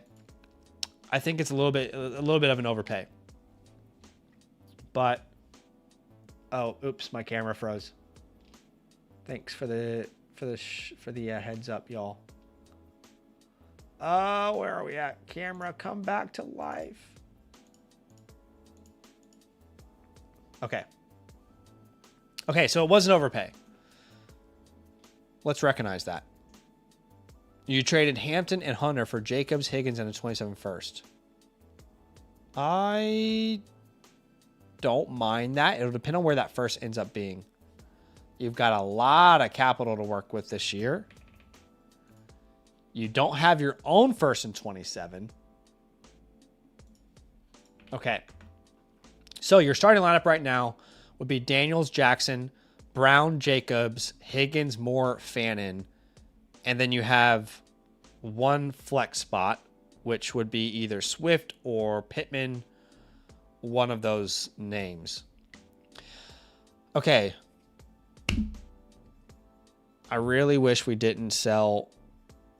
I think full transparency, we probably set ourselves back a little bit with that 101 trade because this team could desperately use a hammer, man. You really need a hammer on this team. And I would have rather had Lamar and Goff, bought a cheap quarterback too, As much as I love Daniels, I don't think that was the right roster construction move. And I'm not trying to pile on. I'm just saying what would be really good in the future is if you have one of those big trades that you're going to make before you do them. I don't know if you're a member or not. This was an a la carte purchase, but if you're a member, you get, what is it, like 6 trade question vouchers with your membership on top of the free team playbook and all the land league stuff. I would really suggest if you're going to make a trade that big, don't be afraid to tell them, hey, I need to think on it. And then you come and you ask the advice on the stream, because I would have talked you off the cliff, even as a Commanders fan. That being said, Jane Daniels is not a bad player or anything. You haven't ruined your team. It's just, it's an overpay. There's no way around it. Okay, untouchables on your team would probably be your 2 quarterbacks, Daniels and Lamar. And what sucks about that is, imagine you had those guys last year. They both were injured. I'd want to hold... On this team, I want to hold probably White and see what happens in the draft, as well as Reed, Jaden Reed. If you want to drop someone, there are no easy drops here, but I imagine the waiver wire has some useful... See, this makes it even harder, dude. The fact that the waiver wire had Malik Willis, Cam Ward, Daniel Jones. This is why I was trying to say I don't think quarterbacks are premium in this league. Dude. You could have picked up any of these guys for free. Damn. And you would have had Jeremiah Love and a 27 first. That's tough, dude. That's tough. I do think all these guys are worth rostering. Willis, Ward. Maybe you can sell Lamar if you pick up one of those names. Jaden Higgins is worth rostering. Damn, dude. I'm not trying to pile on. I'm just saying I wish we... Chigakonkwo is worth holding. Okay. Right now, this team severely lacks hammers. I would probably call you like a B-. I was like on the edge of B- and C+. It's not a bad team. And unfortunately, you asked, should I compete? I think you asked that. I'm gonna call you a Windows open roster. Did you ask that? Do I trade my 26 first to compete this year? Yeah. You have to, man. You don't have your own 27 first. That's the problem with giving up your first. You don't have your own. So if you don't compete this year, the only person who benefits is whoever you gave that first round pick to. That's why you're in this Windows open roster for me. Like, you absolutely have to go out there and compete. In my mind, at least. So look, if you were to stick and pick and draft a bunch of rookies, the 107 and the 109 is really the same range. I mean, some of these quarterbacks might fall in your format in particular with the way that they're available, but you would probably be looking at one of the following names for, you could probably add a Sadiq Cooper, a Boston Concepcion, right? Like one of those names is probably possible. Then in that early second range, it's a big old list of players like Eli Stowers, Bell, Claire, Surratt, Bernard, Coleman. BPA for the rest, which means best player available. It'll come down to how the draft pans out. Now, what I would say is that 107, you need to trade for veteran wide receiver or running back. And I'll be honest, man, that's exactly what you need to do with all of these picks. You have to. You have to compete.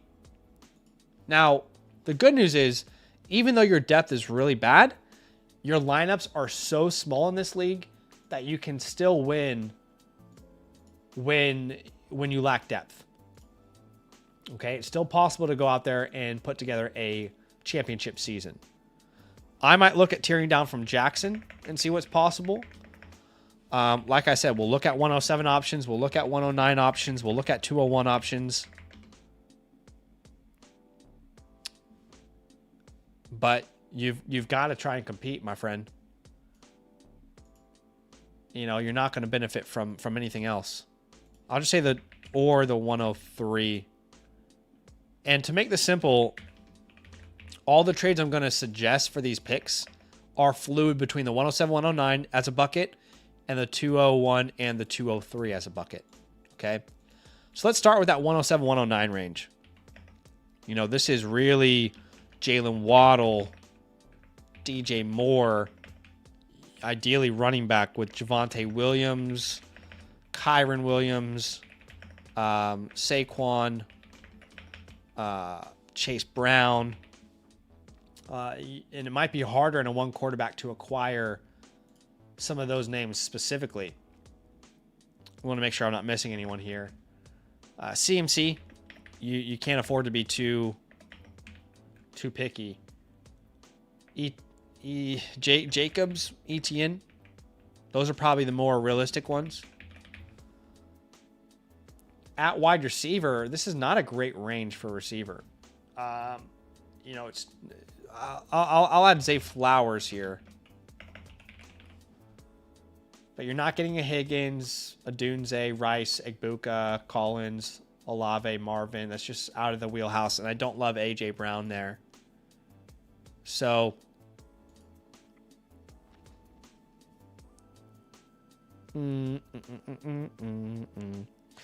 Duke, can you remind me the exact trade? I'm gonna look at this right after I do this review. I apologize that I got the wrong side there. I kind of had a brain fart today earlier. Okay. So you already have Jacobs. You already have Chase Brown. You already have DJ Moore. Let's remove those. DJ Moore, Jacobs, Chase Brown. At the 201, 203, we're looking Adams, Mike Evans, Derrick Henry, that kind of range. Let's just say you made 3 trades.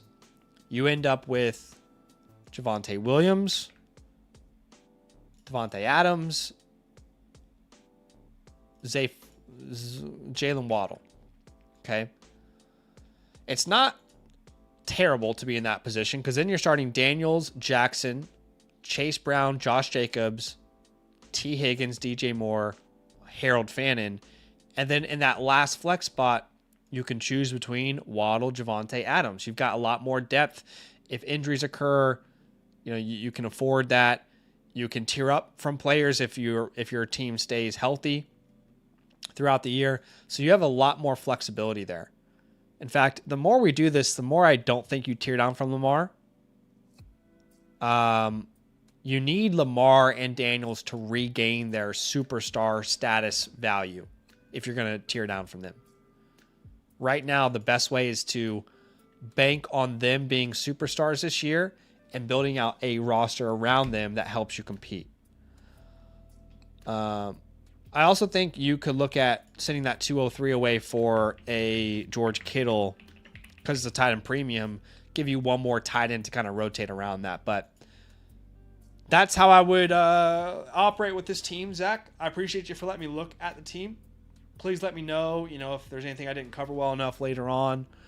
But to be clear, you're not in a bad position. You can still win this year. You have plenty of assets to play around with. I just think that was a big trade to have made. And I wish I could have had an input to help you on it, but appreciate you, man. Thanks for letting me look at the team. Okay, Duke just submitted a trade. Let's have a look. So this is the one that you're talking about, are you? Okay, so you get Achane. The trade is Achane plus Dicker the kicker for the 103, 28 first, 306, and Watson. Is Dicker the kicker, like your league actually has kickers? Is that right?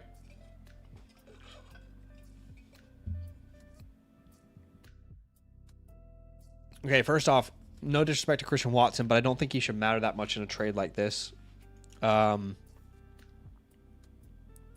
103 and a 28 first. Look, if that ends up being a late first, I think you'll regret this trade. I really do.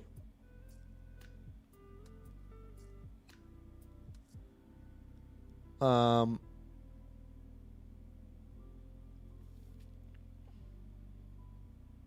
just wondering if we can do something else.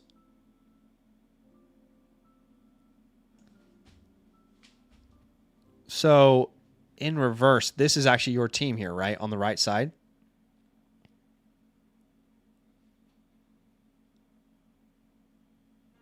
Okay, sorry. I was reading it wrong. So you're making this trade to get Achane. Okay, so if you made this trade, yeah, you would have Burrow in the start 8, one quarterback. It would be Burrow, Achane, Saquon. A.J. Brown, Myers, Kittle. Oh, man. Those flexes completely fall apart, though. It's not a bad price for Achane. But... Oh, this is your team? This is actually your team. It was just submitted wrong? Okay. Let me retry that then.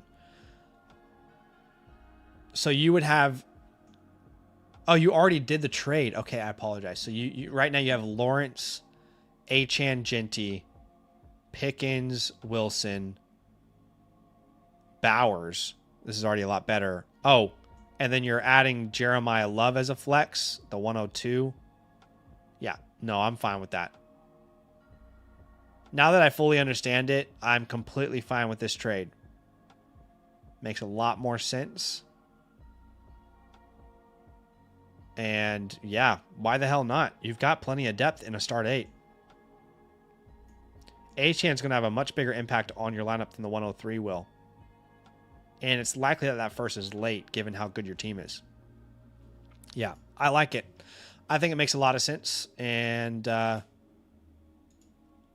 wouldn't be opposed if you want to go all in. You already have Genty Achane. I'm not saying you can't draft Jeremiah Love if you want to. But I wouldn't be opposed to seeing if a Chase Puka is available around 101 prices. But yeah, I like it. I think Kyren, I don't mind keeping personally. But you could even package Kyren with like a Michael Wilson. See if you can get upgrade at receiver there. But I don't think you have to sell Kyren. He's a great depth piece. You need some depth still, you know. Okay, I think this might be the last review of the night. Is Mike in the building? I believe he is. We've been going for over 3 hours. I think 3.5 hours. I think 3.5 hours. Bijan Hampton, Genty Achane. I'll probably go Bijan Hampton there. Okay. Mike is in the building. This looks like potentially the last review of the day. Absolutely no pressure to get into tonight's stream, but if you wanted to get a team review from myself, get a team playbook from myself on tonight's stream, best way to do that is to become a promo code LAND annual motherflock. Remember, you can check out the link in the pinned comment of the chat box there to sign up. You can also just purchase one a la carte if you're a member of a different promo code and you want to get some advice still from me. However, this looks like it might be the last review of the day. We've got Mike H in the building. Team name is Higgy Smalls, which I think this is the team. This is a land league for sure. I know all these people. You are currently ranked 4th, by the way. And Mike has Mike has one pick. And it's a 4th round in 2026. That's funny. League format, I'm guessing Superflex Start 10. It is Superflex Start 10. That's most of our leagues there. Okay, positional grades. You're ranked 1st at quarterback, 6th at running back, 3rd at receiver, and 8th at tight end, my friend. Untouchables are Allen. He really is your only untouchable, if we're honest. Your holds on this team, I would hold Mac Jones because you have Brock Purdy. I would hold Jaden Higgins. I think he's got a bright future. If you need to drop anybody, you could definitely drop Khalil Mullings. No disrespect intended, but Come on. Come on. You can drop Najee Harris if you want. You could drop Jameis Winston if you want. Darren Waller if you want it. There's plenty of names that you could drop. The question is, does the waiver wire have anything? And the answer is, survey says, no. There isn't anything on the waiver wire worthwhile. Okay.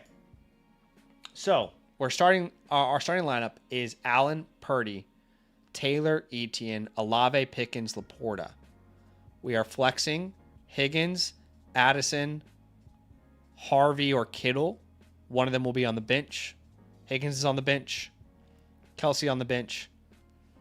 Not a bad team at all, honestly. This is actually a pretty decent team. This kind of reminds me of the auction draft I just did. A little bit different teams, obviously, but kind of reminds me a little bit of that. Now, here's the deal. You probably know this already, Mike. What am I going to say? You don't have any of your own picks. Why the hell will we not compete, man?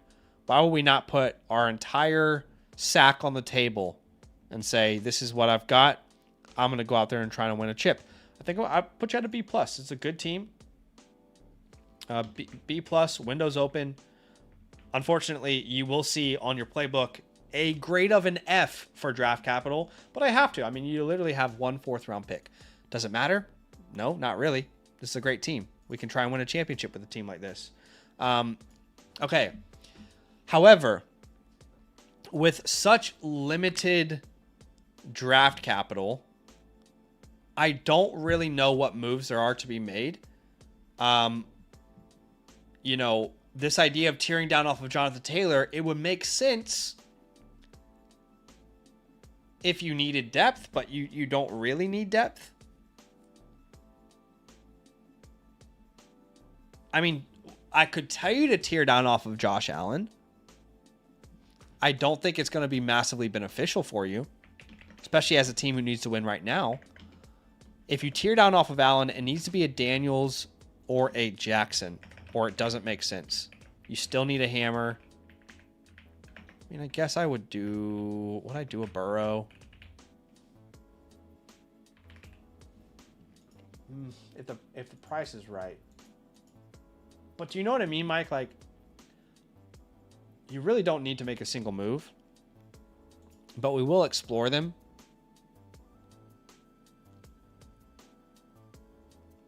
Like, if you can upgrade Higgins or Addison, that's why you would do something like this. Lamar Jackson. Let's see who has Lamar Jackson. So the Lamar Jackson guy does not have a receiver that makes sense to upgrade to. Obviously, if you can do a Bijan Taylor swap, that's where this starts to make sense. You send Jonathan Taylor and Josh Allen, you get back Lamar Jackson and Bijan Robinson. That's where it makes sense. But I don't know if that's feasible. Let's go Jaden Daniels. The Daniels owner has Genty, so it would be... I don't know if that would even work. You need to win right now. We can't trust Genty that much. But what if we got Daniels plus Rice and we sent back an Addison, for example? Even then, I'm not obsessed with it.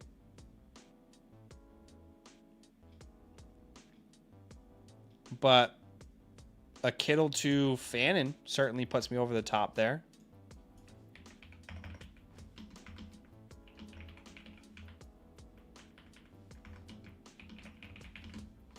I might even swap Laporta there, but I think Flowers Higgins is the one alternate there. So instead of Rice, you get Zay Flowers. And then you send back Jaden Higgins, who could break out, but we're not really, like, right now you've really pushed this thing in a window. I don't know if it was a orphan or if it's something that you built, but this has really been pushing. Oh, it wouldn't be an orphan if it's a land league, right? I mean, because it just began. But you really have pushed yourself into a window where you need to compete right now. Burrow McBride. could make sense, right? Josh Allen for Burrow plus Trey McBride. Can you send back George Kittle and Josh Allen? So there's small deals that you can make where you can reposition your strengths. But at the end of the day, you need hammers. Like, I can't tell you to, as a guy who has no picks, I can't tell you to tear down off of Jonathan Taylor and get, Bashul Tootin in a couple first. Why? It's not going to help you. But I can't tell you to tear up from an ETN. What are we going to do? We don't have the assets to with draft capital. I'm not going to tell you to sell a George Kittle in a tight end premium where he can help you win a league. So I think you've really kind of established your pathway here, my friend. But I'm here, Mike. I want to dedicate whatever time to answering any of your questions. But I think you've really kind of narrowed your path here of what's possible with this team. But let me know if you got any questions, dude. If there's anything that I didn't answer that you wanted answered, I am here to help. And I want to make sure that you feel great about your playbook. But that was a long stream, and I loved it. I loved every part of it. I love scheming up, coming up with ideas for you guys with the reviews. On tomorrow night's stream, we will raffle off the last spots for the Achilles League, which drafts on Monday. That is our latest Land League draft. So make sure you're signed up at landleagues.com. Obviously, you have to be a member to be a part of it, but I think that's it for today. Go check out the video that I released on the stream. And I appreciate y'all big time. Thanks for hanging out. As always, thanks for keeping the lights on. Thanks for being a part of the community. Couldn't do it without you guys, truly. I don't just say that. I mean it from the bottom of my heart. And, I'm excited for a big 2026, big plans. Can't wait for you guys to see all of the awesome things we're going to produce. But I love you all big time, and I'll see you later. Love.